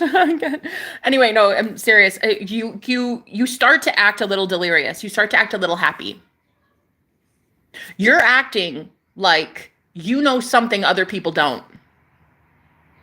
911. There's 9 people, 11 likes, 911. And it's like people, I think up to this point, we considered that everyone else outside of us who gets to see us happy and they're not happy, like they would make us feel bad. Oh my God, like, what are you doing? Girl, right? Because we can see something they can't. I can't help that. I can't help I'm gifted and you're not. Shit. Fix your life. You don't need to put me in a straitjacket. You just need to pull your head out of your ass and go get an imagination. Then we repeat. You don't need to put me in a straitjacket.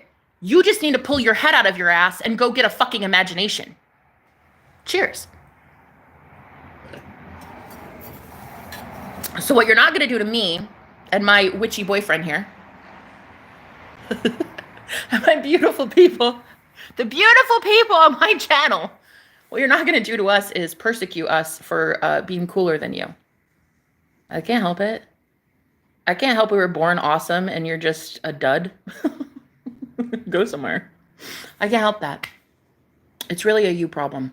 So you start to get happy because you can sense that something good is coming. Yeah? You can tell the kingdom of heaven is nigh. You can tell the second coming of Christ is here because you are Christ, bitch, and you're raising from the dead. You are it. Duh. So you live in this empowered state of, I always get the shit I want because I have air in my lungs.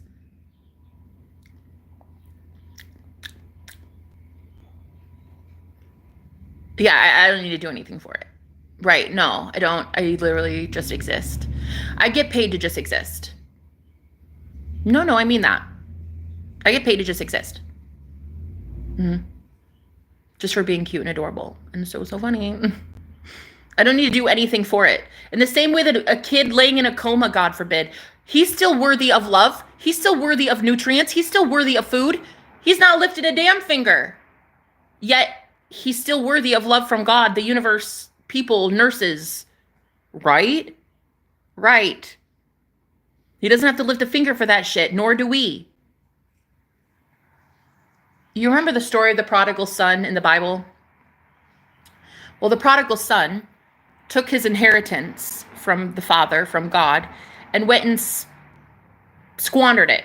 Gave it to booze and girls and a whole party lifestyle, right? Yeah? Well, then he goes to his father, his farm or his fields, and says, Father, can I please work your fields? Because I don't have anything left. I gave it all away. I squandered it. I did stupid shit with it. Can I please have, can I please have my job back? Can I have a job? And God goes, no, you're not going to work for me, son. I'm going to give you everything. You don't have to work for anything. You'll never work again. This is all yours. Come home. That's all. This is yours. You don't lift a finger. You don't do a damn thing.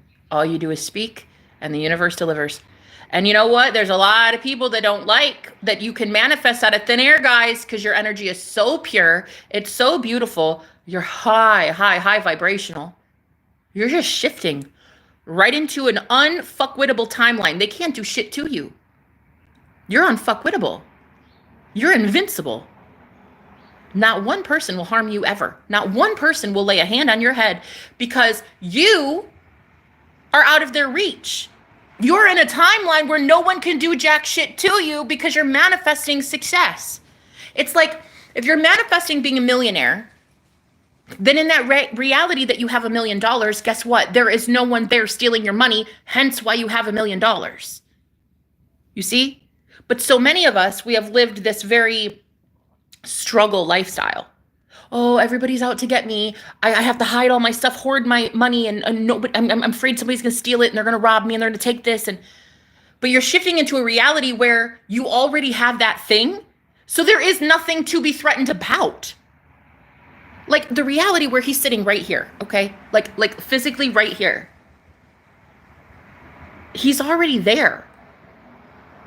There is no other girlfriend. There is no, he's out working too much or in like 70 hours. And I don't know, will I ever hear from him again? Bitch, he's sitting right here. You see him? He's sexy as hell. Isn't he sexy? Look at him. Guys, look at those dimples. Look at that. Look, hey, you see those dimples right there? You see that? So cute. So hella cute. Aren't you a cutie patootie? Yeah. You see? So you're shifting into a timeline where you always get your stuff. And you always keep your stuff. That is a timeline where you have your thing. You have that thing. That is a reality where you have that thing. Whether it's a person, a new job, money in your bank account, your bills paid, you're already there, bae. The only problem is that when you get it, hey, look, and this is me talking to myself. The second you get it, you're like, oh my God, I don't know what to do. I can't keep it. Like so-and-so is going to steal it from me, or I'm going to lose this job, or I'm not really good at it, or oh my God, I lied on my application. They shouldn't have hired me. I don't know. It's imposter syndrome. Or you get your manifestation, you get that, you get the good, you get that goulash for days. You get the good goulash, girl. You get the good, okay? And then all of a sudden you don't know what to do with it. You're like, how do I eat this? I've never eaten pasta in my life ever. Like all of a sudden you freak the fuck out because you don't know how to handle getting your results. You, like as a collective, as starseeds, as lightworkers, as the ones that are about to receive, we don't even know how to fucking receive, girl. This is what I'm trying to teach you. This is what I'm trying to teach me, honestly. Sitting here just, it's such a beautiful day. It is, the guys. Beautiful blue skies. Look at this. Look. Beautiful blue skies. The most perfect, crisp spring weather. The whole couch just sprawled out all about me. The only thing I have a complaint about is the gas in my colon. But other than that, whatever. It's weird. It's like really gassy anymore. I don't know what to do. But whatever, we're shifting timelines with that gas. I'm using that gas to fuel me, to propel me into my new timeline. I've just been having a lot of fiber lately. So sue me. Anyway, so this is like the most beautiful day that has ever existed ever. the most perfect day for us to claim the new reality we want. We only ever have the present moment. We don't have the past, and you don't have the future. You have right now. That's it. And in that present moment, what the fuck are you doing with it? Oh, well, there's all these bills though. And like my girlfriend cheated. And like I don't get to go here. And like I wanted to travel, but, and I can't do this, but. And it's like everybody. You have the present moment, and that is going to build your future. And the present moment, you have a million bajillion present moments. And that is building your future. The past doesn't exist, but yet you're bringing a memory from the past into your present. And then bringing it into your future. Make that make sense. No, don't do it. Don't do that. We're not doing that. That's stupid. We don't do that anymore. What we do now is we take memories that we love from the past, and then we talk about it in the present, and then we manifest our future. This cutie patootie right here. You see? We talk about our goulash and how delicious it is and how our man needs our goulash to sustain life.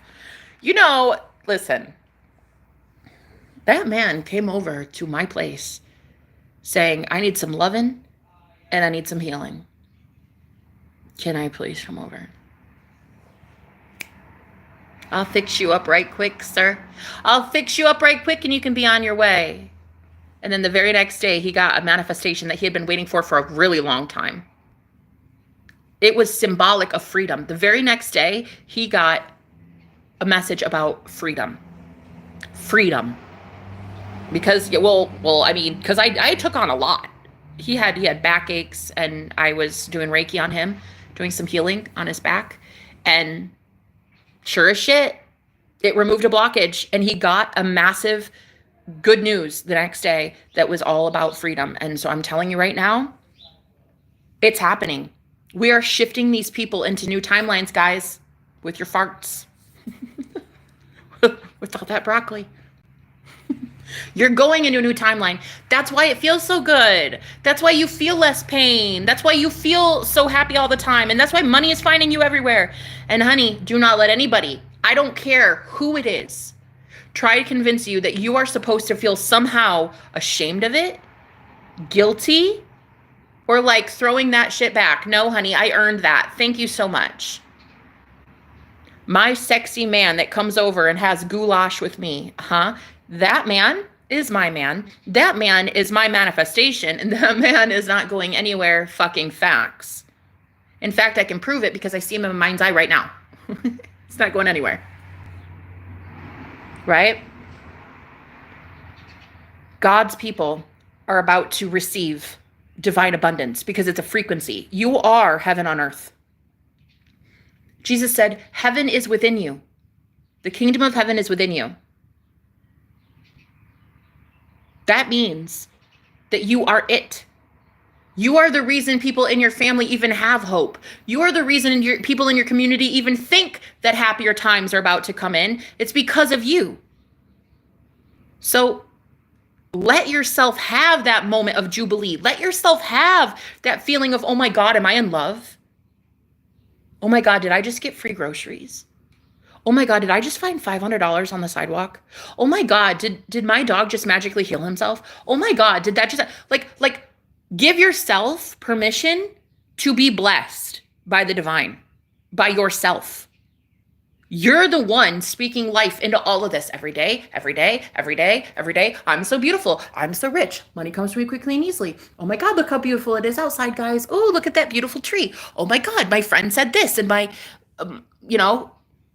my body healed, and oh my gosh, he's so cute. And you guys keep speaking life, but then not expecting it back. That's the issue here, yeah. This is a message from Spirit. You keep pouring so much goodness into the universe. It has to come in now. Don't make us force you to accept it. Okay. Don't make us force you to have an ego death to accept this. You know what I mean? Omar looks like the Home Alone mother, Kevin's mother. Oh Oh my God, right? I love her so much. Listen, you ever see that show Schitt's Creek? She's on that show too. She's on Schitt's Creek as Moira Rose. She's my spirit animal, bitch. I love that. I love that woman so much. Omar, what are you doing here? Who are you? Omar, what are you explaining? What is it that you explain? Omar. Who are you, Omar, and why should I be listening to you? Why should you explain shit, bruh? I don't know you. I don't give a fuck if you have a check mark next to your name, motherfucker. Why am I listening to you? And why do you have subscribers? Facts. Why is anybody listening to Omar explain shit? Who are you? Bruh, you can't come into this room telling me I look like somebody's mother. I'm not listening to shit you say. Get out of here. Get out of here with your head up your bunghole. Go on. I don't know you, Omar, and I don't care about what you explain. You're explaining a whole bunch of garbage. I don't know. I don't know. Maybe you're explaining great things. I don't know you. I don't care. I don't care where you got your fucking check mark from. Go fuck yourself for that check mark. Go somewhere. I'm talking about God in here. Fuck you.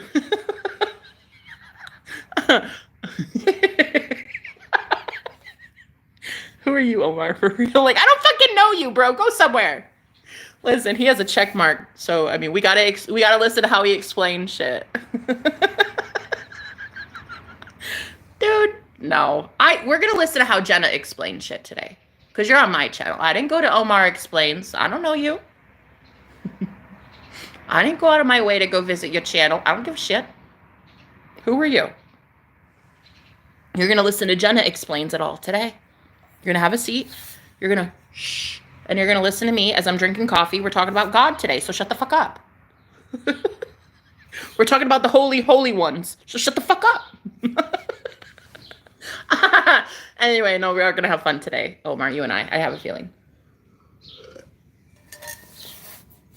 But really, we as a collective, we as God's people, we as very, very high vibrational souls are about to experience all the goodness that we have poured into the universe. When you speak life, you receive life. The power of life and death is in the tongue.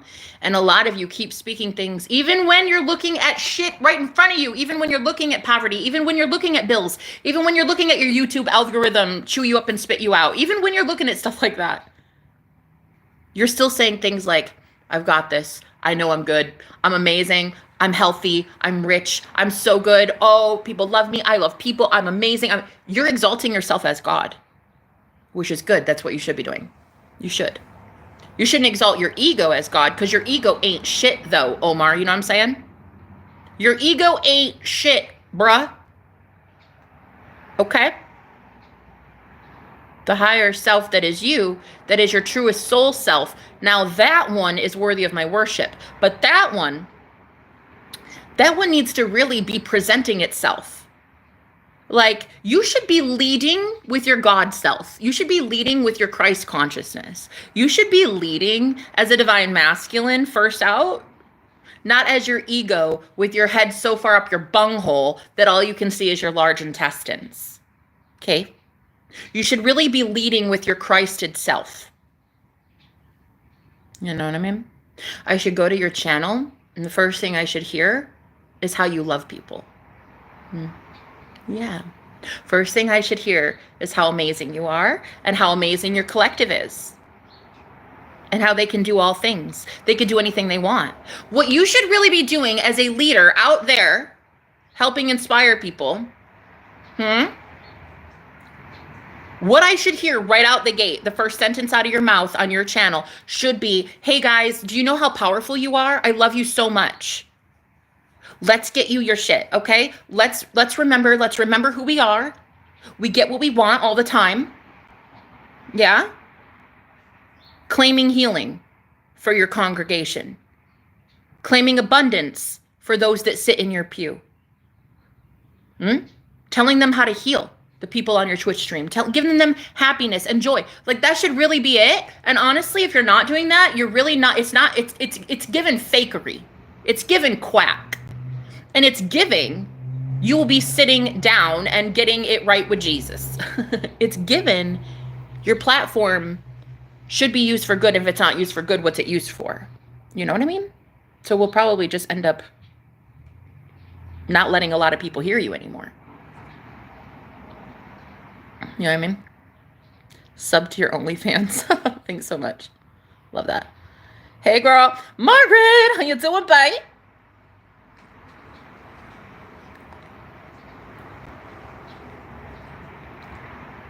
Actually, that makes so much sense. So true. Wow. I don't know which part of it, but I'm assuming all of it. Hey, I remember you. I learned so much from your live streams. Oh my God, I love you. Thank you for being here. How'd you find me again? Did you subscribe? It's such a small world. Actually, the other day, I was told by a guy, he was like, he had helped me. He came on my live stream when I was talking about my boyfriend. And I was like, I'm so nervous. We're not even boyfriend, girlfriend. Like, we don't even know what we don't have labels. Okay. Because we're not allowed to. It's sexier that way. So I was like, guys, I don't know what to do. I don't know what to do. And this guy comes on here and he was like, just confess. Just go tell him that you feel this way. And I was like, no, anything but that. What else do I do? He was like, girl, I swear to everything. If you don't just go tell this boy that you're in love with him.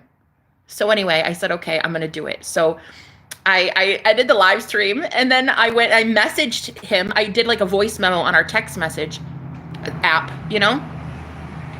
Girl, I did a voice memo for like, don't judge me, but about 30 minutes. Please don't judge me. Please don't judge. 30 minutes is a long time to confess feelings to a man. Honey, please don't judge. I just went on and on and on and on and on. And oh my God. Okay, here's the thing. He didn't even look at it. It didn't say that it was read yet, but he called me while I was confessing. And I was like, hello? Oh shit. What do I do now? I wasn't expecting this. Hi. And he's like, so, what's going on? Oh, me? Oh, what do you mean? Oh, I was just leaving you like a little bit of like a love note. You know, that's it. I was just confessing feelings and telling you that like I'm, madly in love with you and whatever. And it was because a friend told me I had to or he wouldn't be friends with me anymore, basically. Yeah. And a moderator, she also told me like I needed to grow the fuck up. So that was it. And he goes, Jenna, and this was a month ago. This was like a month ago. This was when we first kind of like started talking. Okay. And, well, it was like maybe 2 weeks or so into it. I don't know. It was a couple weeks ago. Point is, he goes, Jenna, you're literally living in a fantasy and it's not healthy, babe. You and I will never be together. The people that are after me will literally kill you if I fall in love with you. I am not allowed to be in love. That is a thing. And because he's an occultist, he's a spiritualist just like me. There are a lot of like forces that don't love people like me. There's a lot of people that do love people like me though, that I've noticed. But I've also seen a lot of people that do not like me. Same with him. And so he was like, if I were to fall in love with you, it would get you killed. So you're in your head way too. You're in a fantasy, babe. You are in a fantasy. You got to stop it. It's not healthy. You got to stop. And then I cried. Okay. So I started to tear up a little bit. So I was like, okay, bye. Then I hung up and then I went and I cried in my room. And then I looked at the 3D, that situation. And I said, fuck that. That's stupid. I don't listen to that guy. I don't care how cute you are. I don't give a fuck. I'm not listening to you. So then I said to myself, with him off the phone, he had just basically broken up with me. And I said, no. Nope, nope, nope, no, no. We're married. We're literally already married. He already loves me. Duh. Not only are we together, but we're safe. And actually, him being with me makes us safer. Oh, not the other way around, bitch. It doesn't make you more in danger for being with me. It makes you safer. You're welcome. I started saying these things to myself, and I got a missed call from him when I fell asleep. About like 2:30, or was it 3:30? It was like 3:30. I got a missed call from him. And I must have psychically been able to pick up on the fact that he had called me because I was tossing and turning at 4 a.m. And so I like just happened to look at my phone and I saw that there was a missed call, and I called him back right then. I was like, "What's wrong? What's going on?" And he's like, "Hey, so what's going on? You busy?" And I was like, "The hell? What just happened? I thought you were done with me. I thought we weren't supposed to be friends or anything." He's like, "Yeah, whatever, I don't care." And then he like started falling in love with me, and then I fell in love with him, and then I was like, "Oh my God, so like one day we're gonna get married, you know that, right?" And he's like, yeah, sure, marriage, okay. He literally said that, girl, same fucking night. Listen, the same night I got told, "You are living in a fucking fantasy, girl." Same night, I said, "I'm gonna marry your ass," and he goes, "Okay, bet." Same night. This is why I don't give a fuck how many people tell you you cannot have your man. Girl, I don't give a shit. If this man told you right to your face, "You're the ugliest thing I've ever seen in my life and I want nothing to do with you," it does not matter. You can still have that man as your husband. It does not matter. He literally told me, "I want nothing to do with you. I'm trying to save your life here, Jenna."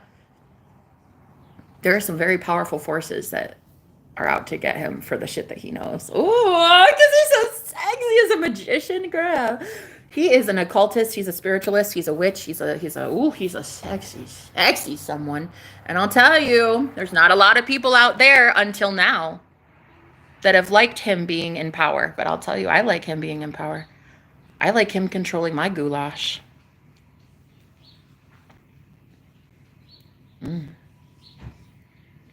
That man knows how to cook my pasta. Yeah, I like him in power. I do. I love it. I love him being the king. So anyway, after I got told, "Girl, you're living in a fantasy." Hours later, bitch, as God is my witness, hours later. And why? Because I'm the best manifestation coach that's ever existed ever. And I always get you guys your results, and I always get me my results. Hours later, because I ignored what was said, I went into my head and I recreated the script of him. I recreated that, no, he's super powerful. He's a god. He knows that nobody can hurt him. He's divinely inspired and divinely guided towards me. And that's it. Hours later, he then said that he wanted to marry me. Cheers. And that will always be my biggest success story ever. I mean it. Like when I write my book one day, that's always going to be like the biggest thing with my twin flame. Like that will be forever the moment that I knew I'm a baddie. Dude told me I can't be with him. Go fuck yourself. We're already married, motherfucker. No, and you have to be that delirious. You have to be that delusional, though. You have to like look, because the 3D is gonna tell you a whole bunch of shit. Oh, he's got a girlfriend.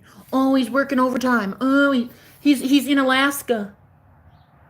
Oh, he forgot your number. He flushed it down the toilet. Oh, he's this. I don't give a shite. That man literally told me, "Jenna, you're living in a fantasy. I'm never going to be with you." Hours later, said he would marry me.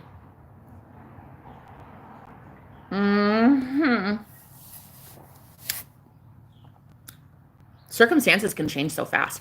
And honestly, it's just me basically right now trying to remind myself of that, because when the 3D is saying things to me, like right now it is, like the 3D says things like, "Jenna, you owe the IRS money." Okay. Uncle Sam owns your soul, basically. The 3D tells me in a couple days you're going to be homeless because you don't have money to pay for this place. And there's no food in the fridge, and there's not this, and your man isn't calling you. And that's what the fucking 3D says. But girl, are we expecting that? No. Are you manifesting that? No. You're not manifesting poverty. That's why you speak life. That's why you speak abundance. Are you manifesting starvation? No. That's why your ass is pleasantly plump. Are you manifesting your man to ignore you? No. You're manifesting marriage. So girl, fucking ignore everything that isn't that. Next. Boy, bye. Next. Get loud with the universe. Demand the universe do shit about it too. Like, I'm sorry. Was I not clear, universe? Let me get clearer. My man provides for me. He calls me constantly. He's obsessed with me. He needs my goulash on the daily, bitch. Let me get clearer, universe. The people that show up on my channel fucking love me. Absolutely love me. Honor me, respect me, listen to my messages, agree with my messages. I bring in my soul tribe. I bring in people who fucking know what time it is. They get their shit. They want their manifestations. They are so ready to lead, so ready to learn, so ready to heal, so ready to protect other people, so ready to be leaders in this world. The people that show up in my life, fucking facts, are so ready to give. They're so ready to be leaders. They're so ready to be providers. They're so ready to get their manifestations. They're so ready to love life. They're ready to know that they are God and they can have everything they want, literally everything they want. Them just seeing my face for 2 seconds gets them their manifestation. You're welcome. You're welcome, baby. All natural, no makeup. Just me being gorgeous, getting you your manifestations. Bippity boppity boo, bitch. You get everything you want. Every single person that shows up on my channel, every single person is now healed because of something I say. They now have hope because of something I say. They now have their abundance come in. They are unblocked and they just get everything they want. So universe, if you haven't heard me in a while, here's the thing. Here's what it is. Here's what it is. And I'm not accepting anything less. So fuck you.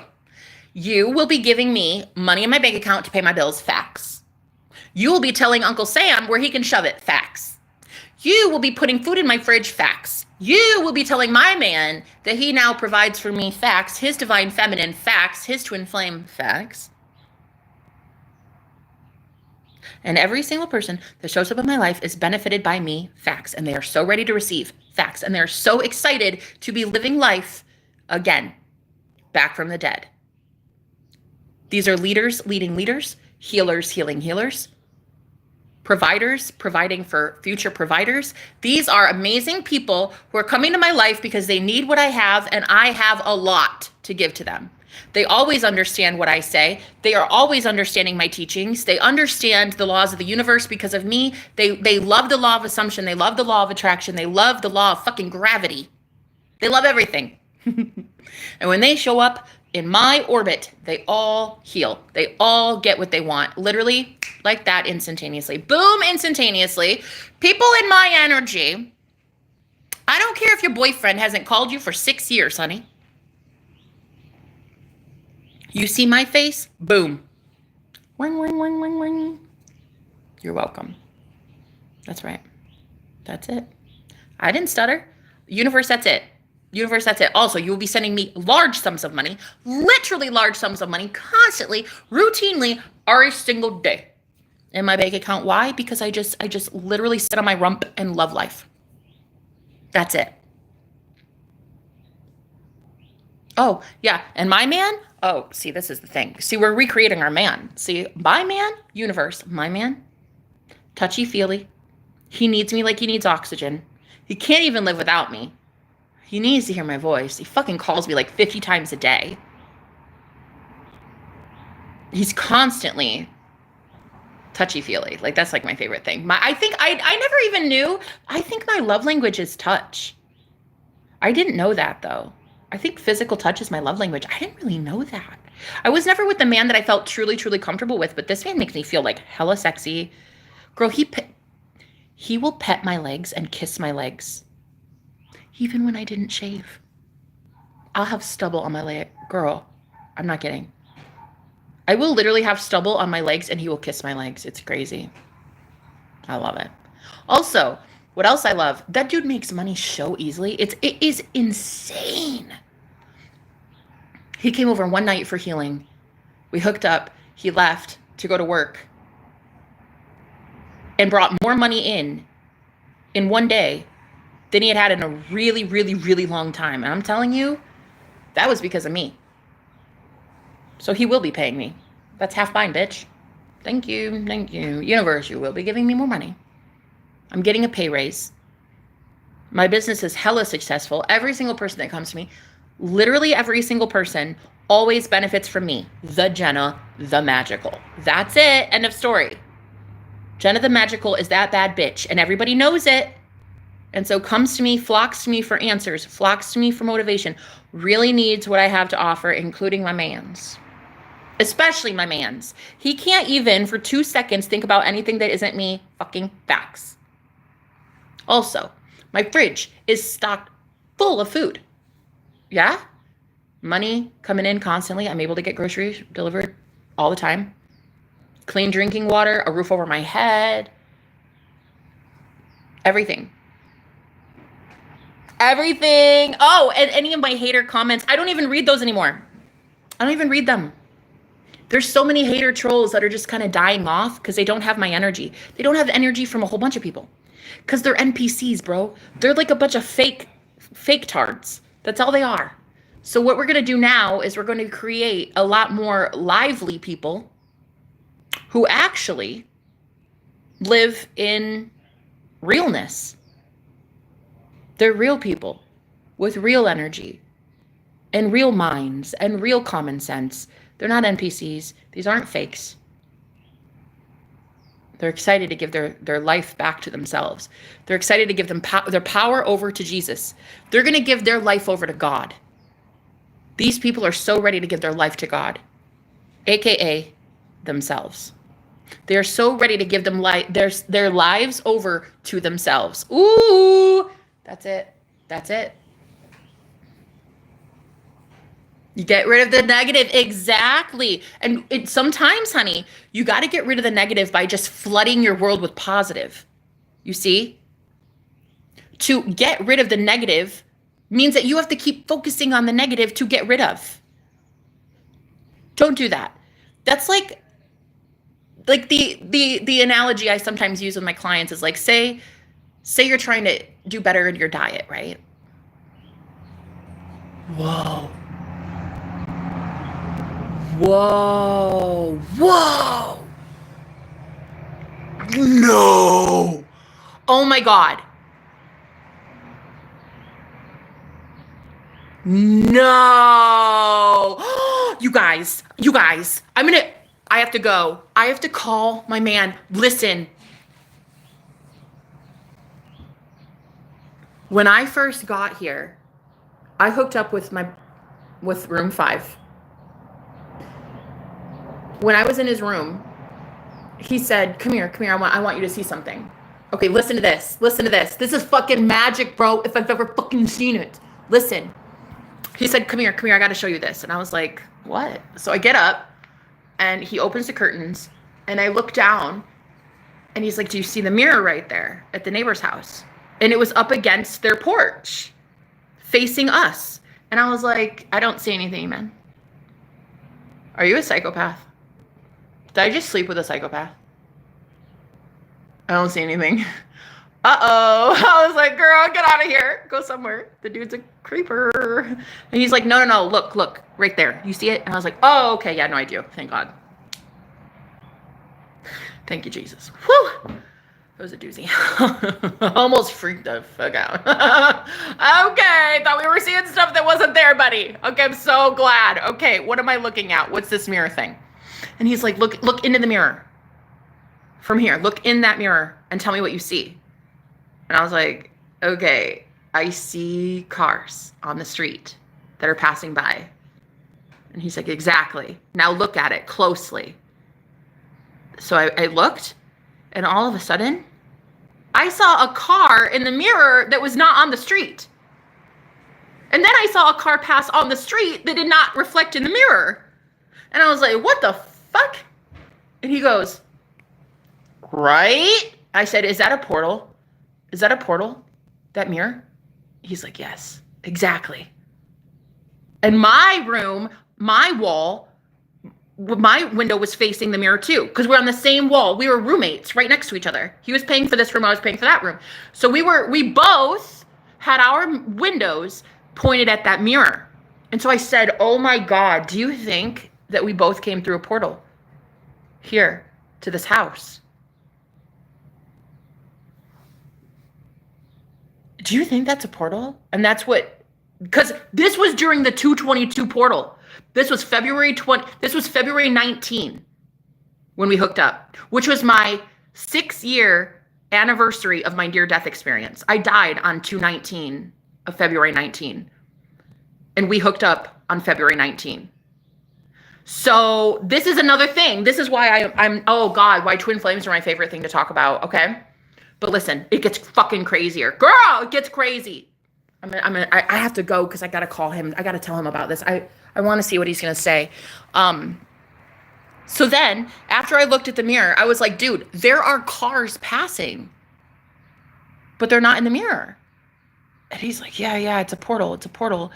I'm just so happy you see it. I was like, I'm so happy you showed me. I'm so happy you're this awake. Like, who are you? This was the first time we ever hooked up. I was like, who the fuck are you, bruh? I just thought we were having fun. Turns out, I fucked around and found out, girl, this dude's my twin flame? Shit, I didn't know that. When I hooked up with you, I just wanted to have fun. Looks like I got a lot more than I bargained for. Anyway, so here's the craziest thing. So I was talking to everybody about this portal, right? This mirror. So he left a couple days later. He had to go somewhere else for work. He has to live in a different Airbnb that's closer to work. So I was like, okay, that's fine. There's still this mirror here. And I would talk about it to my friends. I was just like, oh, guys, that's the infamous mirror. It's so cute. It's so cute. Tell me why, girl. I was out here on the fucking porch for the first time doing a live stream. And the owner of that house opened the door, walks out, grabs the mirror, and takes it away. While I'm out here staring at it, hauls off the mirror that was the portal. Right after he and I had talked about that mirror the night before, he was joking around. He's like, I can't help that I open portals. And I was like, bitch, you're nothing without me. Like, I close portals. Like, go somewhere. He's like, yeah, I open portals. Like, I'm some hot shit. I was like, yeah, don't talk to me because I close portals all day every day. You're really, like, you don't even know, okay? You don't even know. Without me, please. Anyway, I talked to him on the phone about it. And then the next day I came out here, I did a live stream. It was the first time me ever being out on the porch. And the owner literally comes out, picks up the mirror, and takes it the fuck away while I'm staring at it. And I was like, see? Whoa, I think I can close some portals, girl. I don't know, but it's some witchy shit, okay? And then tell me why. Look at this. All right, ready? They're having a garage sale next door, right? Look at this. I'm out here right now. Look. Look at this.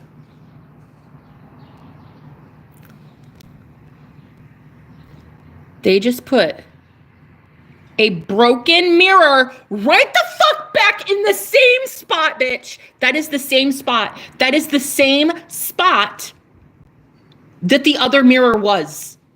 But it was a dresser mirror.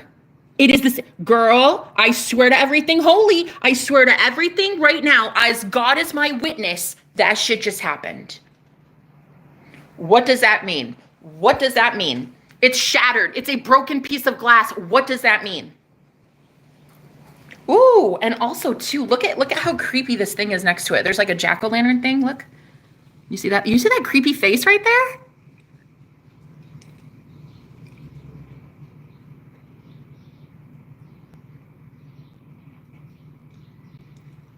Oh, okay.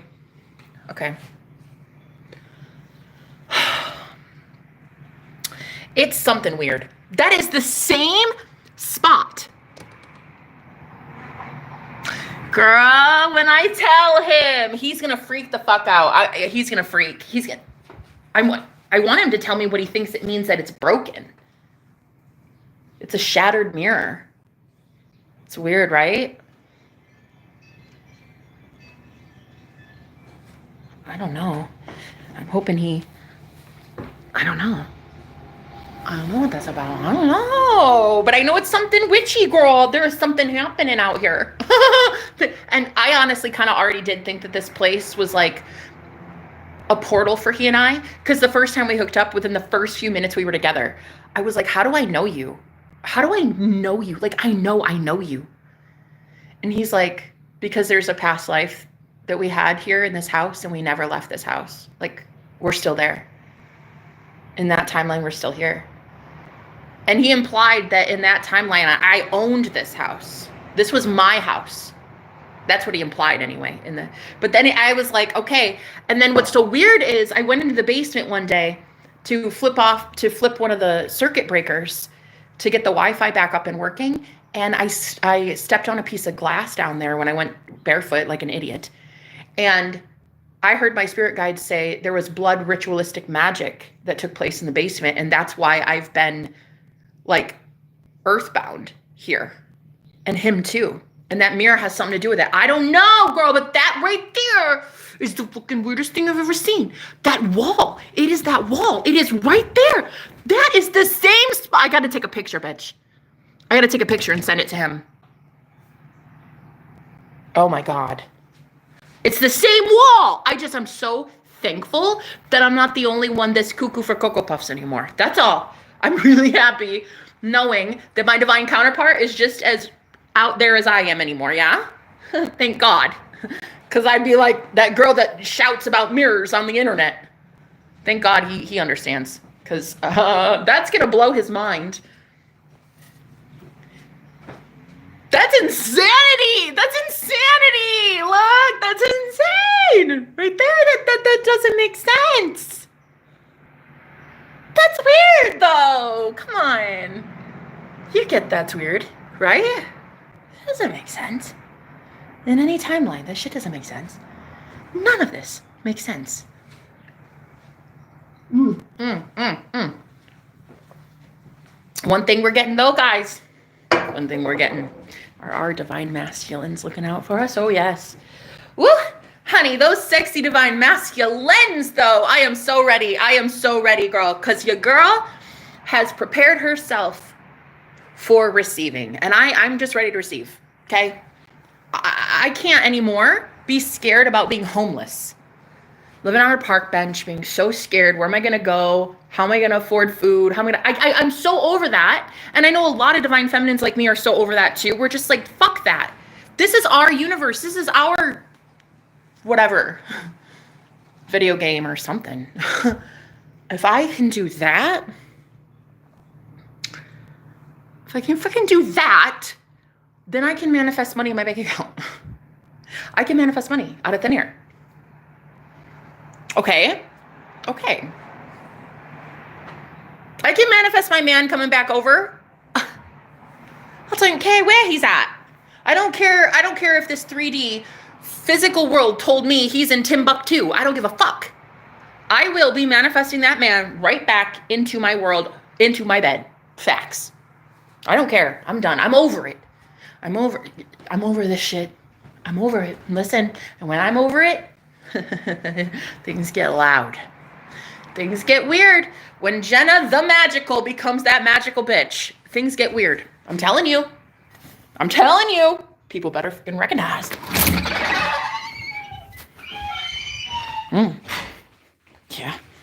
Yeah. Man, I gotta fart. It's this freaking fiber that I'm taking, bro. It's like, oh God. But I heard that if you burp and you can clear energy by burping and getting into alignment with your new reality, that if you fart, it's the same thing. So I'm farting my way into heaven. Oh, I love it. But yeah, no, it's a thing. I mean, the fiber is just ridiculous. It's really doing a number. Anyway, so yeah, that's basically all we're doing today. Oh, guys, the time. It's 1:53. Which, did you know that Jesus told his disciples how to catch fish. And they caught 153 fish. And 153, 9, it equals 9. It's the number of consciousness. When he told his people, catch fish on the right side or cast your net on the right side or something, they caught consciousness. Same with the Old Testament. There was God told one of his soldiers to, I can't remember what it was, but there was the death of 153 soldiers or something like that in one of the Old Testaments, in one of the books of the Bible. And it was the symbol of killing consciousness. So one God kills consciousness, and one God is consciousness. Ooh, guys, can you believe this shit? We're getting real witchy with it today. We're going esoteric all the way. Okay. Because I really think that my divine masculine wants to step it up for me. You know what I think? You know what I think? I think that he's actually really eager to provide for me. He doesn't want me on the streets. Why would he? He doesn't want anybody on the street, especially his freaking wife. You know what I mean? So I have to change the way I see him, because right now I've only ever seen greedy, selfish men who are they're just takers. I mean, they'll take from the Holy Spirit and then they never give anybody anything back. Just greedy, selfish men that I've seen. And so now I have to change the way I see him. Like, he wants to be that for me. He wants to come in providing and protecting me. He loves giving to me. Like that's his favorite thing in the whole world. And so, ladies, we really have to change the way we see our men, because, honey, no offense, but we're manifesting the versions of them that are just absolute jack shite. And they don't want to be like that. You have to assume they want to help. You have to assume they want to love you and be enough for you and spoil you and love you and stuff. You know? And it's like we're messing it up, girls. I mean, I'm sorry, but we have to change that. You know? Because, like, a lot of things too, like, we will instead be like, oh, he doesn't want to call me. Because if I were to ask you right now, go call your man, half of you would be like, oh my God, I can't. Jenna, I can't. Because, like, 1, he's at work. 2, he's probably with that girl. 3, he won't call me. I already texted him last week and he doesn't call me. But so we're assuming that they don't even want to hear from us. Girl, what? We are God. We are God of our reality. What the fuck are we doing, ladies? Makes me mad, honey. And look at me going on a clean streak because I don't, when I get upset or confused or shocked, like I just got out there with the mirror, I go on a clean spree, honey. I clean everything. I get so nervous that I don't know what to do, so I just clean. Because that mirror thing freaked me out a little bit. I'm wondering what he'll say. I'm really excited to hear the magician in him tell me what the broken mirror means. Yes, what the fuck are you talking about? She's not insane. Dude, I'm not, what? Somebody called me insane. Did they? Oh. Well, you can call me whatever you want. I'm fine with that. It's okay. It doesn't, just because someone says you're insane doesn't mean it's true. I think what's so cool, I think what's so cool is that you literally now get to have somebody in your life that, like, if you're crazy, they're crazy too. You know what I mean? Like, if I'm insane, that dude was insane first when he showed me that mirror. You know what I mean? Thank God. Because I just do not want to be alone in this world anymore, this matrix. To just know that I literally have done it. I have literally manifested an awake, alert God into my reality. And all of you too, the same thing. Like, look at you guys. Real people, very much open and aware and consciously aware. Okay. Happy, full of life, excited about the world, real common sense, like actual human beings, and not just like these NPCs, these like troll bots, you know? People with actual like consciousness. So I'm literally manifesting people into my life with true, actual, legit consciousness, dude. I'm bringing in woke people, but like in a good woke, like the good woke. Can you believe that? I'm manifesting. I fucking did it. I fucking did it. I did it. I literally already did it. It is done. It is done. I've already done it. I've already done it. The same with the money. Like, my money's already there. It's already there. I already have tons of money in my bank account. And I have this roof over my head. Like, it's already here now. It's already here now. That's how we have to see it, guys. Same with my man. Like, he's already here now. I already see him right here sitting next to me. Do you see him? Say hi, babe. Right. He's already here now. All we have to do is claim it now. That's how you turn the invisible into the visible. Right now, a lot of people think he's my invisible boyfriend. Yes, it's because I farted so much that I blew him away. So he's invisible for now. but, no pun unintended on that one. But I just think that mirror right there almost symbolizes something like he's coming back or something. I don't know. I'm going to call him. I wonder what he's going to say. I'm going to take a picture. It's on the same fucking wall. That's the weirdest thing. I saw that guy. He picked it up, he brought it out, and he put it on the fucking same wall. Bitch. He put it on the same wall. Oh my God. The same spot, dude. And I said it. Like it would have been really crazy if I would have just walked out here and seen that it was there. But to see all of it, to see the one lady take it and remove it, the other one, and then to see this man put one back, right on the same, like, that is weird to me. That's what I'm saying. The universe has to prove you right. And if the world, if the matrix itself is glitching out and it's doing stuff like this, then by focusing more on stuff like this happening, these paranormal events, it's not really paranormal, it's just coincidental, or I don't know what it is. It's just cool. If you focus on this stuff, the universe has to show you more of it. If you focus on the cool magic that is happening everywhere, like the fucking universe itself literally has to bend in your favor to bring more of it. Same when you talk about abundance, same when you talk about money. Like, money is literally glitching in my bank account. Thousands and thousands and thousands of, whoop, I don't know how that happened. I don't know. Thousands. My bank account just like, blip, a glitch. And it's like, boom, I'm a billionaire. Like, what's that about? I don't know. Talk about that. Talk about that more often. Don't talk about how he doesn't call you. Talk about how he literally blows up your phone so much that you have to put it on silent. Okay? Your clientele. That you have clients for days and days and days because they all want to work with you because you're literally the GOAT. You're the greatest of all time, bitch. Of course they want to work with you. They're not brain dead. These people are amazing and they love you and they love what you're about, and you always inspire and motivate people and whatever. You know, that book that you want to write, it's already written. It's already written. Go to write it just to have fun, not to like stress yourself out. It's already written. You're already getting a ton of royalties for that book. Like, you don't need to reinvent the wheel, guys. We don't need to do that. All we need to do to manifest more awesome shit into our reality is just simply talk about the cool shit we want.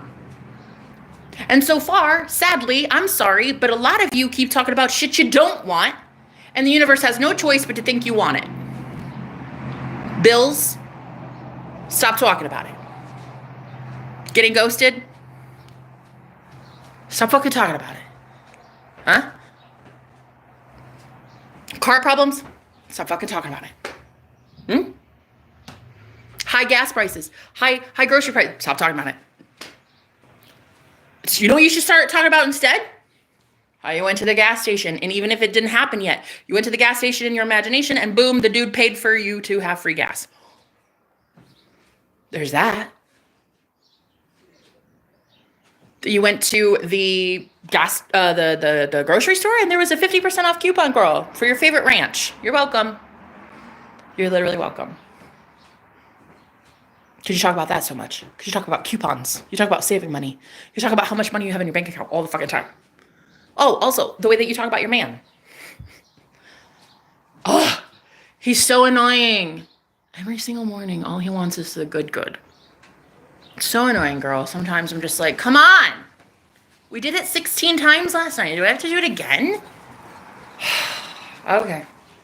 Gosh, it's just so annoying. It's so annoying how sexy he thinks you are. My God, he can't keep his hands off you. You know what I mean? We really have got to start doing something like that, ladies, because it's just not working. It's not working. What we've been doing, it's not working. And personally, I cannot stand that I have created a reality for myself that I think is less than adequate.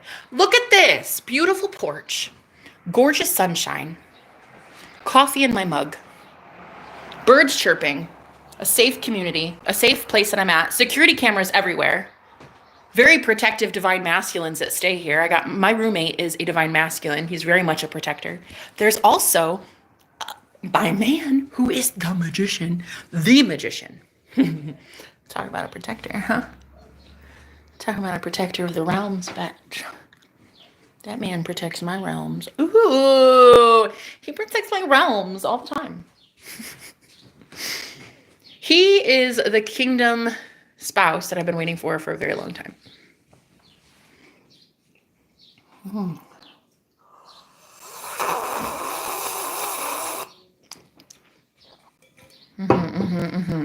He knows how to keep my pearly gates safe. That's right. He's so good to me.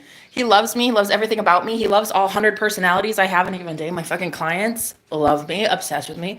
Can't wait to work with me. I got to line out the yin yang, trying to like just even figure out how am I going to fit so many clients into my work schedule this week. Oh my God. My life is literally so great. All I do is win. Oh my God. It's so annoying how much I win. I win all the time. And it's like, it's a crime, but it's not a crime because I work for Jesus. So it's very good to win because I work for Jesus. But yeah, it's like, it's just so annoying. Oh my God, winning all this.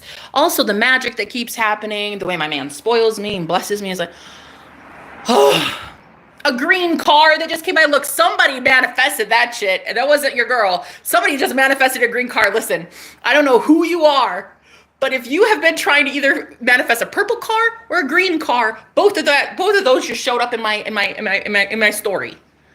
Okay? So if you're like, oh my God, that's what I've been trying to manifest. There it is. There it is. No, I will never shut up. Sorry. That's just not like, babe, that's the wrong channel. You gotta go somewhere. You gotta go somewhere else, sweet cheeks. I got too much to fucking say. I'm never gonna shut up. Honey, go somewhere.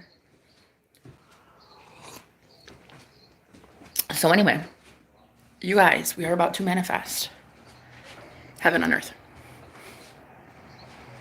Are you ready for it? Look, you know what it is? I think this is what it is. I think that you guys are so concerned when people show up and they say shit like, you look deranged. Shut up, idiot. You look dumb, Jenna. Shut up, you moron. They say these things to you like, why would I shut up though? I want to keep going. I like what I'm doing. And I think you guys are so concerned that this higher vibe that you're in, this like cuckoo for Cocoa Puffs or something, is somehow not healthy. It's because your matrix is programmed, honey. It's literally programmed to oppose you. That's the whole fucking point. It's literally here to oppose you. You know, just like in the book, in the good old Bible, the Holy Bible, right? Satan is literally programmed to be opposition to you. It's the same with the 3D. It doesn't have to be your enemy, though. Just realize there's opposition, sure, but so what? Go into your imagination and recreate this. Start actually expecting more from your matrix. All we've done so far, ladies and gents, is created a whole bunch of troll bots in our mind because we think people are going to harass us. They're going to stalk us. They're going to hate that we get what we want. They only hate that we get what we want because they don't know how to get what they want. That's okay. You're still allowed to have what you want. Okay? And so today, I would challenge you with this. I would ask you to please Please understand your matrix is not punishing you. It is simply something you've already created. It is something you've already selected accidentally. It's okay. If that bill showed up in the mail and you're like, wait, what? Where'd that fucking come from? It doesn't matter. It doesn't matter. You can revise it and you can completely eradicate it. Okay? That bill does not actually exist in a different timeline. In a different version of you, there is a version of you that doesn't even have that bill. And if you were to ask that version of you, hey, remember that that medical bill? That version of you would be like, what the fuck are you talking about? You have got to align your thoughts with that version of you in order to manifest that version of you coming in, right? It's really all you. You're not going anywhere. It's just you're shifting realities within yourself.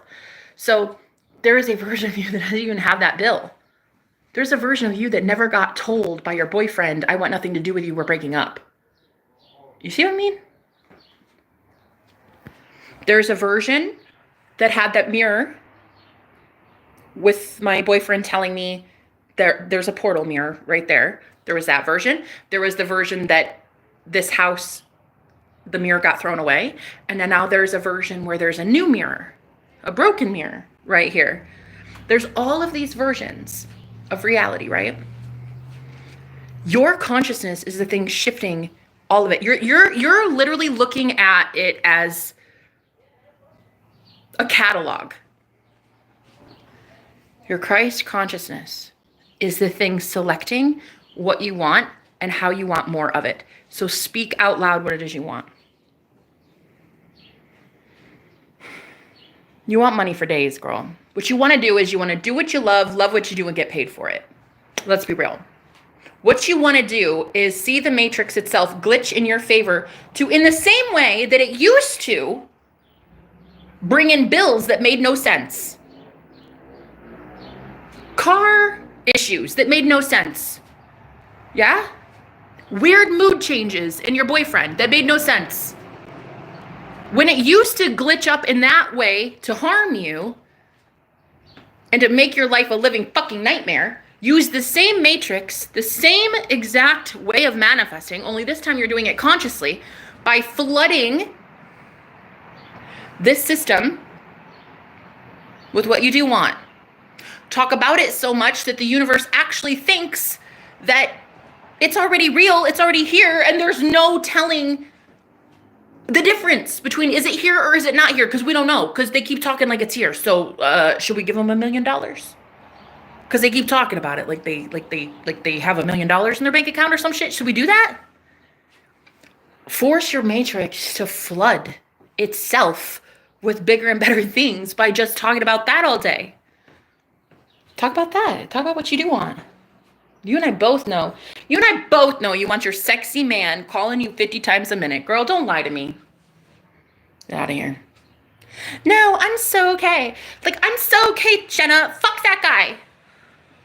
I don't need no mans. Ew. Fuck that guy. Girl, whatever. Bye. Literally bye as you're out here trying on your wedding dress every Tuesday. Girl, go fuck yourself. I don't need him. Ugh. Fuck men, Jenna. While you're listening to every subliminal on the planet and journaling in your doodling little hearts in your journal every day. Girl, go. I'm a psychic. Bitch, I can read you like the back of my hand. I don't need no man. Ugh. I'm fine. I'm perfectly all right. I don't fucking need him. Right. Sit down and shut up, because I'm not listening to you. What a fucking lie. A lie of the devil. God, I hate it. I hate it. So many people, they want to say, like, I don't need no man. All the while, you're literally every single day listening to love songs, watching romance movies. Like, girl, go somewhere. Go somewhere. You fucking liar. I don't need him, though. What a douchebag. I don't need him. Okay. So yeah, that's where I'm at today. Oh, the green car again. Listen, somebody's manifesting a green car. I fucking know it. Somebody who's listening to me is manifesting a green car. I'll call you when you get off. See you soon. Ooh. Right, Jenna is mines. Oh, he wishes. That guy wishes.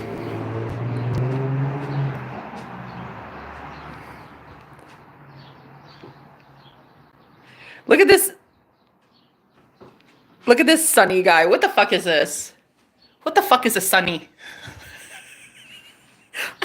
What the fuck is a Sunny? Who are you? Don't talk to me. Did you take time out of your day to type something to me? Didn't see it. Didn't see it until now. What I just read was go. What did you say to my girl? Wait, what'd you say? You said to my girl Margaret, you said, go eat one, Margaret. Bitch, who are you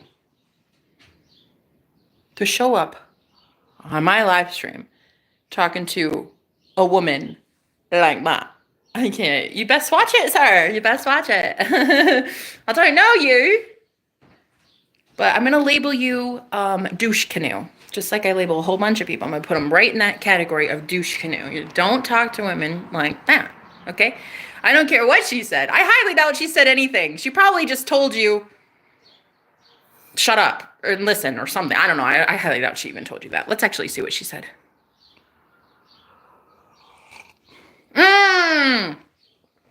Oh, I see. Okay.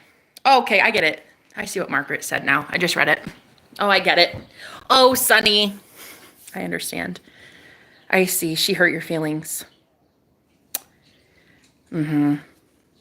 I see.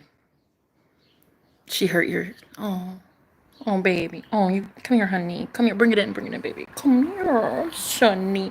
Come here. Oh, my God. What a poor... Oh, my God. What a meanie. What a bully, that Margaret. Oh, my God. Poor thing. So sad. Are you gonna be okay, honey? Oh, I see what she said. She literally said, go away. Oh.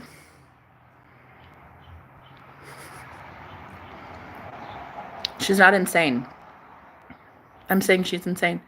Right, Sonny, you can say whatever the fuck you want to say. Doesn't mean people believe you. Say whatever you want, home skillet. It's not a me thing, that's a you thing. Just because you say I'm insane doesn't mean I'm insane. You see what I mean? A whole bunch of people say I work for the devil, but do I really though? Ooh.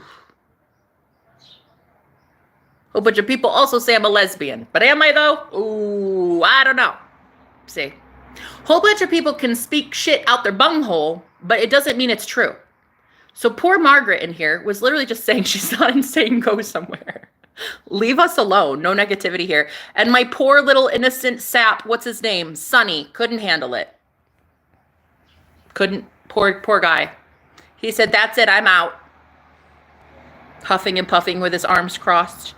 How dare you? Go eat one, Margaret.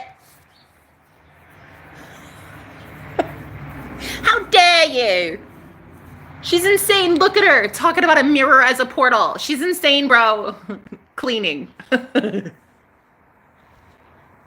Go eat one, Margaret. Look at her just talking to her invisible boyfriend. She's so crazy. Go somewhere, Margaret. He said go eat one. That's just fucking fun. Oh, I love this. I love this so much, girl. Like, that shit is hilarious. Go eat one, Margaret. Can you change your username to go eat one, Margaret? Please, please. Margaret, please. I beg. I beg, please. I want to know you as that girl now. Like, what a baddie. Look, if you get told something like that by a troll, I feel like you're living life right. Do you know what I mean? If you're not getting called a Satanist a few times a week, like, I don't know why you even get out of bed in a day. You know what I mean? I have this theory. I have a theory that you're not even following Christ unless you're getting called a Satanist. Nah, really. Think about it. Think about right. That's what I'm saying. Because, like, look, hey, Jesus, he was up against those Pharisees and those Sadducees, girl. He was standing 2 feet away from the most judgmental, hateful spiritual leaders of his day. 2 feet in front of those guys. And that group of Pharisees and Sadducees could not see unconditional love staring them right in the fucking face. And I'll tell you what, honey, I'm in some good ass company. If I get hated on for being this awesome, I'm in great company. It's all right. I think that's what a lot of us freak out about, though, is like you're not going to be able to handle the critics that call you crazy. Like, okay, so? What are you going to put me in a straitjacket? Ooh, what are you going to do? What are you going to do? Call a therapist? Ooh. What are you going to do? Nothing, bro. Go somewhere. Go eat one. What's your name? Sunny. Go eat one, sunny disposition. Go on. Go eat one, Sonny. I'm just having too much fun. Anyway. So anyway, Margaret, I love you. And anyway, thank you for being here, Margaret the Magical.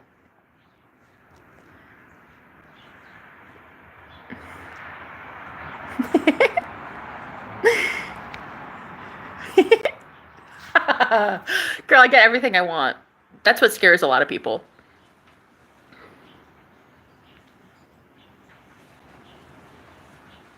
I think people who are totally insane should be allowed to have an internet connection. That's what I love. I love that your opinion doesn't fucking matter. And so if I were allowed to have an internet connection or not allowed would literally never be because of what you say, dipshit. Never in a million years will my internet connection be because of Sunny. Who are you? I don't know you, though. Do you put money in my bank account? I didn't think so. Why am I even addressing you? My Wi-Fi connection has nothing to do with Sunny disposition here, huh? So we'll go eat one. Go eat one. Oh, I love, look, hey, we got Bib here. I want her bad. Something bad is about to happen. Broken glass. May not be you, but somebody else. I'll make sure you're safe. Some lady may be jealous of you. But this thing is yours whenever you're ready. What thing, Bib? What thing, you? You keep trying it, sir. I respect your hustle. I respect your grind. I respect that you're trying to be constantly on my mind. I respect the profile picture as well, though. Is that your real body? Listen, I'm asking for a friend. I'm asking for a friend with eyeballs. Is that your real body?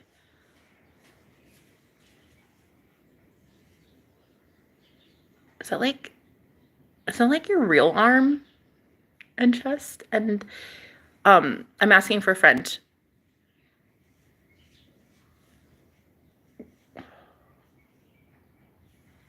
Call me. Call my friend. Actually, don't. I shouldn't give you permission because you've already been trying it. And I've been doing a very good job at keeping you at bay. God told me to get your lazy ass up and work for your money. Is that what God told you? Hey, how about you stop being a false motherfucking prophet? God didn't tell you that shit. You told you that shit.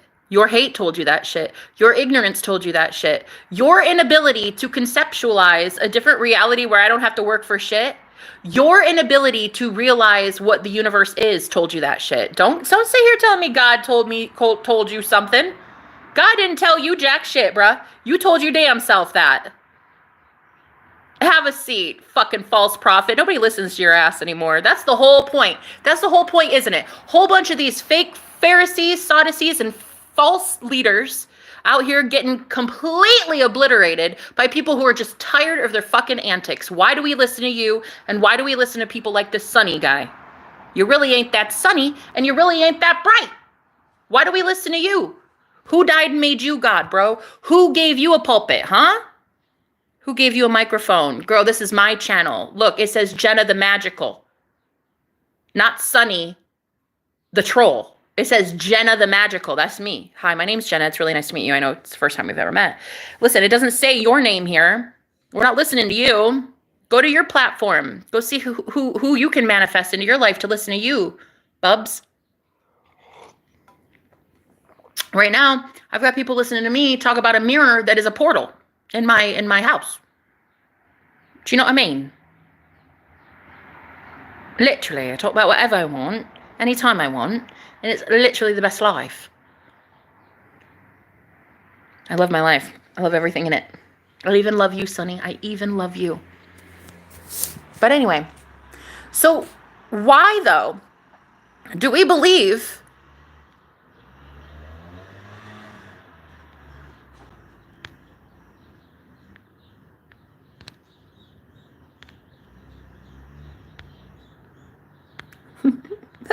you guys have no idea.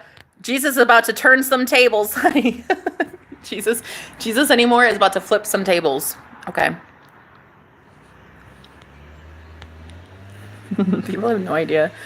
People have no idea, girl.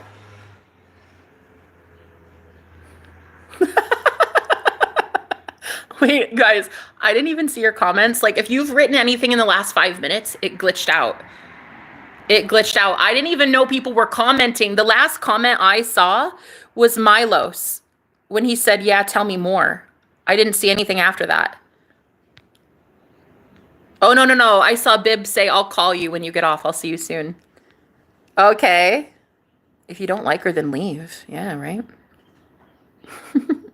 I'm not hemorrhoid that bothers assholes. What? Margaret, she wrote, I'm that hemorrhoid that bothers assholes. Oh my God. I fucking love you. And do you know what I love? I love that you are now my moderator. That's it. You're literally it. You can have anything you want, including mod status. Welcome to the God Mod Squad.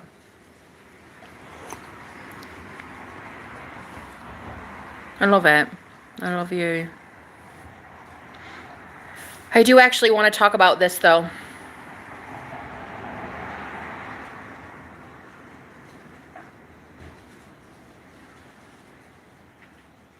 Let me get some messages from Spirit first about this. Just a second, please.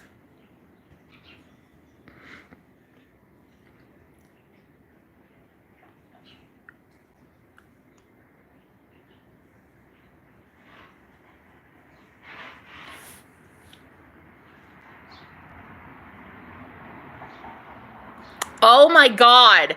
I just heard that mirror, it's a symbol. It's symbolic of the enemies that are coming against us.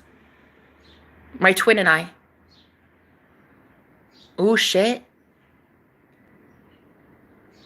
I heard him last night and this morning telepathically telling some people off. And I kept wanting to know if that was real or just my imagination, which telepathy, it is your imagination, but it is also real. It's like a timeline you're tuning into. It's real. And so the broken mirror, I just heard, represents our enemies being completely shattered. There is no more portal that can bring anything through that is not love. Hold on. Let me just get quiet for a second.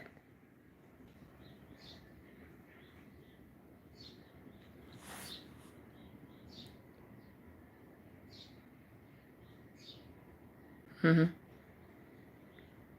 Right.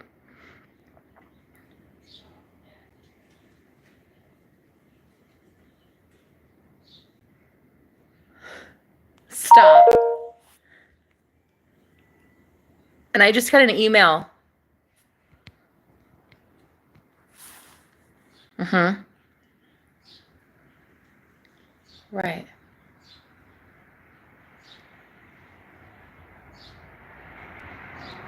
Mm-hmm.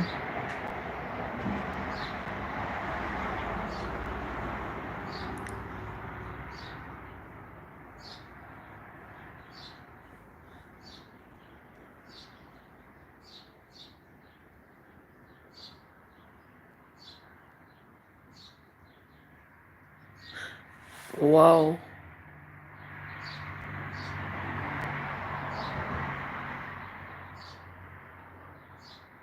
That's what it is.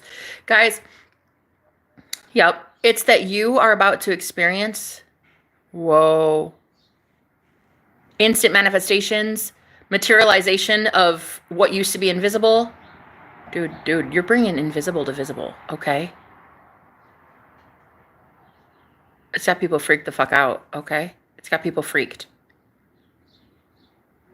It doesn't matter if people are freaked. They can stay freaked.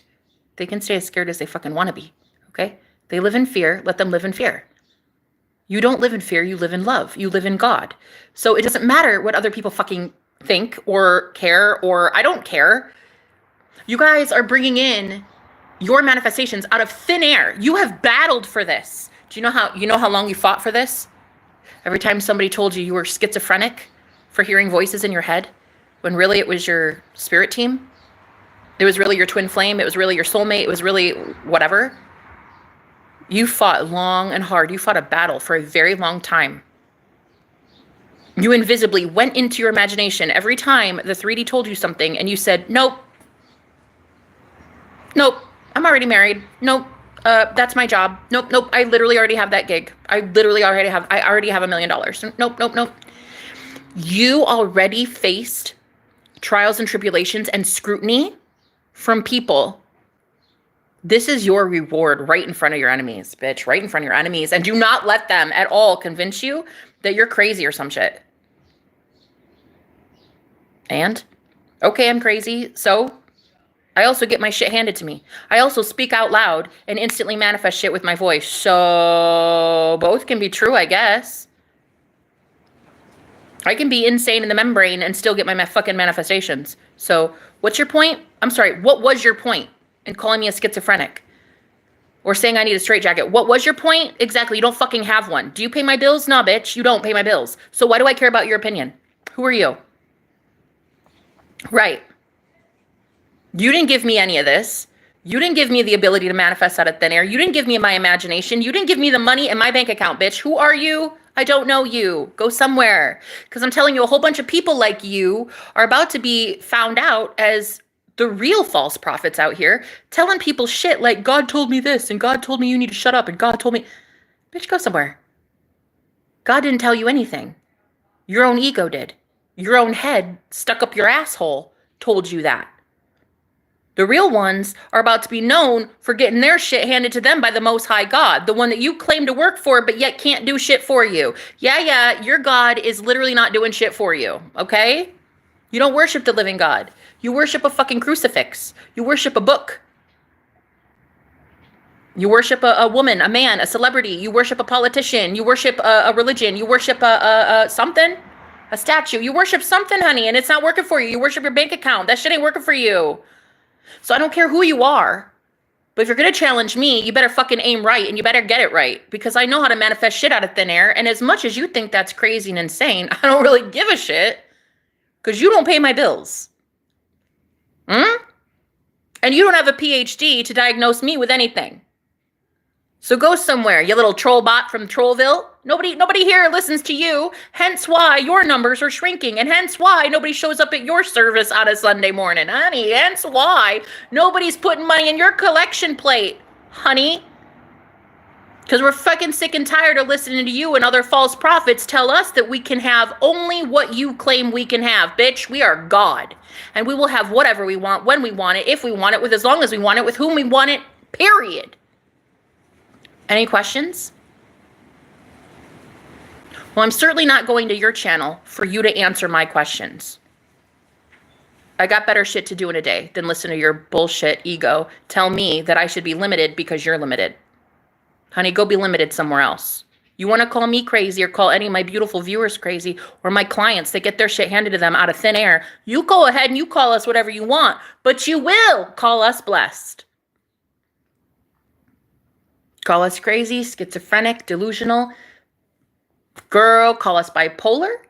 Call us anything. Demonic. You call us anything you want. But what you will call us is blessed. Hella blessed. Hella gifted. Do you know why people aren't showing up at your channel or your little platform or your little church or your little coven or your little something? Because we can all see through your bullshit, bro. We all know that you can't read the Bible past literalism. We all know that, like, the same book you bought at Target, we bought at Target, and you don't know how to fucking decipher that shit and teach your congregation anything about how to heal themselves, how to make money out of thin air, how to get a job, how to get out off the streets. You don't teach your congregation jack shit. Have a seat. Have a seat. I don't know who you are, Pharisee, Sadducee. I don't care. Woe to you religious leaders out here. Woe to you religious leaders out here trying to convince people that they're not allowed to access the kingdom of heaven, which is really just their imagination. Because you don't. Because you don't know how. That's a you thing, honey. That's a you problem. You don't know how to access your imagination because your head is so far up your bunghole, the only thing you can see is your large intestines. That's a you problem. So go ahead, call anybody crazy. You can call me Delulu. You can call me schizophrenic, a witch, a friggin' Luciferian bitch. I don't care what you call me, but you will call me blessed. You'll be forced to. I materialize shit out of thin air. There it is. Another manifestation. Boop, boop, boop. Just like that. Anytime I speak, the universe listens. Same with you. Anytime you speak, the universe listens too, but you just speak a whole bunch of bullshit. So the universe has no choice but to give you a whole bunch of bullshit. Sucks to be you. Thank God I'm not. Cheers. Thank God I'm not you.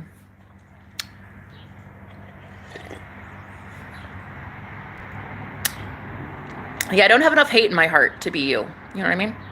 Going around calling people crazy because they have a different perception of things than you. Go on. Go somewhere. Like, seriously, the most hateful people I've ever met in my entire life are the ones that show up on my channel and they're like, oh my God, you need Jesus. Girl, you need Jesus. Go somewhere. You need some holy water. You need to bathe in that shit. Before you try to take the splinter out of my eye, why don't you go take the log out of yours? Huh? You ever think about that? You holier than thou, pious religious fanatic. You ever think of that? Calling people crazy. Girl, get out of here. I don't know you. Sunny disposition, if that is your name. You don't have a sunny disposition.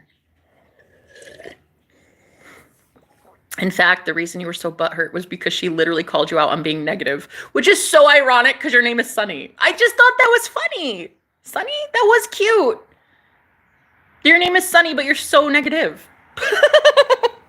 I thought it was cute. And I promoted Margaret for that. I gave her a mod star because that was amazing. She said, hey, Sunny, why are you so negative? And then you were like, fuck you, Margaret. I thought it was hilarious. So I rewarded good behavior. That shit's fun. I just love having fun. Why don't you is the real question. So what I'm going to do is I'm going to enjoy my day. I'm going to just like talk to myself. Okay. I'm going to watch the universe do really crazy shit. Like put a broken mirror right there on that same spot though. The same fucking spot, girl. Come on. My man is not going to believe me. He's not going to believe me. In fact, I would dare say that when I tell him that's happening, that's going to make him believe even more without a shadow of a doubt that we are truly very powerful people, he and I together. As if he needed proof. He doesn't need proof. He literally came over to hook up with me the other night and he was like, this is the most peaceful I've ever been. He's like, I feel so good. I feel so high. We were just laying there, just in heaven, on earth, in the present moment. So there's no way he can deny what the fuck we are. Absolutely not. And if I go to tell him that, he's probably going to be even more confirmed that we are twin flames. Probably. I don't know. We'll see.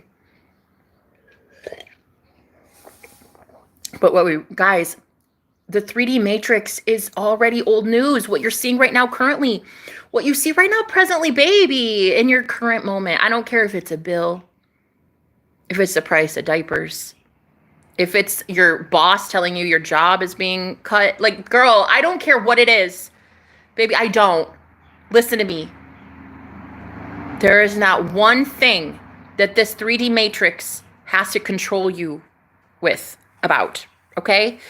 It does not have to be your future. It is just a present moment that accidentally you manifested. It's what you're seeing right now is actually the past. Yeah. Try to see it like that. What you're seeing now currently is the past.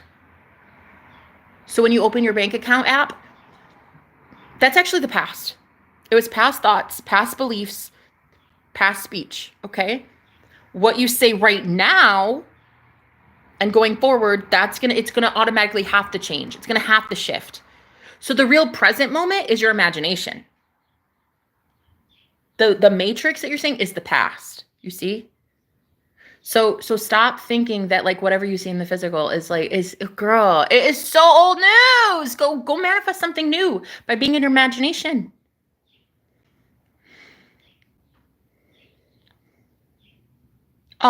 These days we all should be the best version of our own selves. Exactly, Michelle. How you doing? Thank you for being here. Bib. I love that you're back. Are those your real muscles? Because I'm asking for a friend. Is that a stock photo? Don't be that guy. Come on, Bib. Don't be that guy. Please don't do it. Don't be that catfish, you know? Don't. Yeah, the one that's like, hey, that's me. Yeah, but is it though? Or is it one of those photos you got on like that imagestock.com or whatever? Come on, bro. Don't be that guy. You know, that pisses me off more than anything. Yeah, look at me. Look at me, eh? Look at that. Huh? Oh yeah, look at that. When really, come on, you're like a 12-year-old. Like, looking like a string bean. Don't be that, Bib. Don't be a fib, Bib. Don't do it. Don't be that. Don't be that guy. Okay? Have some dignity about you. We're in the new age, honey. And in this new age, we find transparent people. We do not find catfish. No. Facts, yes, 100%, that's me. You'll see me when I call you. Oh.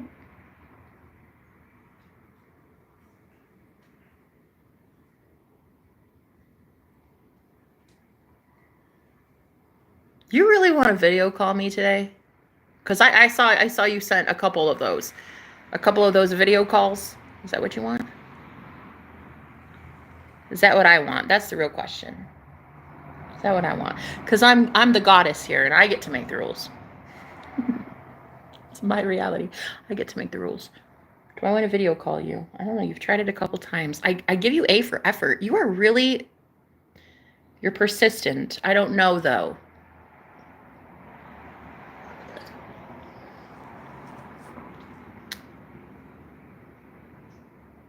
I like that that's your real. I like that that's you, though. Okay, I will say, I love the muscles, bae. Looking real good. Looking good. I only see a teeny tiny little picture of the profile picture because it doesn't let me like see it in enlarged. But oh, honey, you don't need to really get more enlarged than that. Your muscles are building muscles on top of muscles on top of muscles. That's very nice. Where'd you get those from? Do they sell those somewhere? Or like, what'd you do to get that, you know?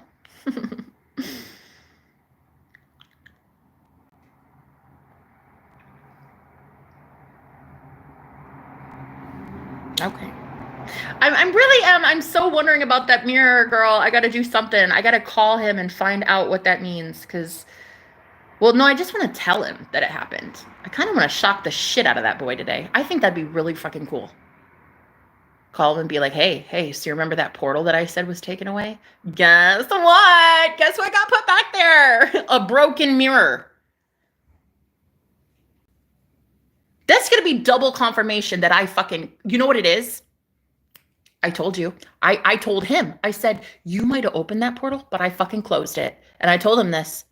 As God is my witness, I said, I closed that portal. That right there, that broken mirror is literally proof that I did that.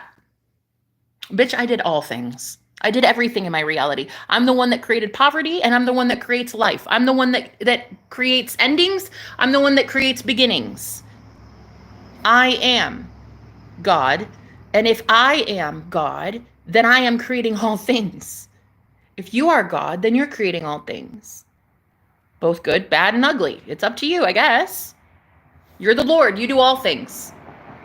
What do you want? Do you want more poverty? You want bills? What do you want? I'm naturally blessed. Okay. You seem shocked. You won't regret it. Okay. Okay, well, listen. I'm going to tell you something right now, Bib. Why not? I have literally nothing to do in a day. Like today, I'm just sipping my coffee, enjoying my speech to myself, and honestly, maybe talking to a cute guy on the phone. That'd be cool. Yeah? That'd be really cool. Okay. All right.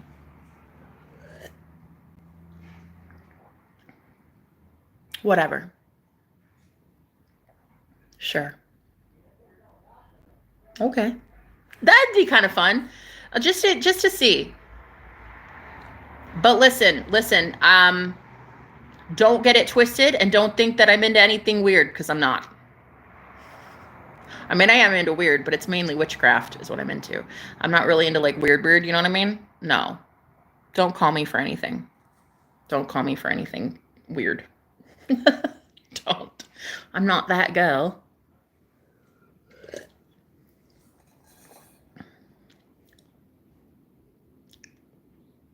What do you want? What's your angle? What is it you want? First, tell me that. Convince me of that, and then maybe I'll let you call me. I'm telling you right now. Tell me what it is that you want, and then maybe I'll consider it.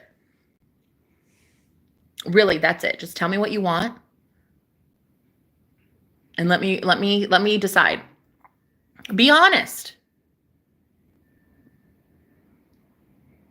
Just be honest.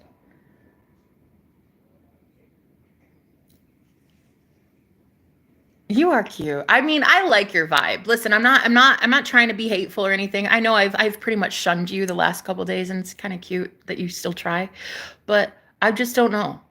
Like, you can't trust anybody on the interwebs nowadays, bruh. They're all catfish. Not really. There are actually some really good ones out there. I mean it. But what do you want? Because no, I'm not a cam girl. No, I'm not like into the foot thing. No feet fetishes. No. A simple conversation over coffee? Maybe. I'll take your ass to Jesus. We'll talk about Jesus. That is it. That's as weird as I get. I genuinely like you to keep it respectful.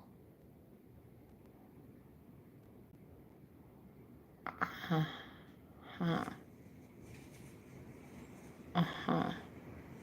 Okay.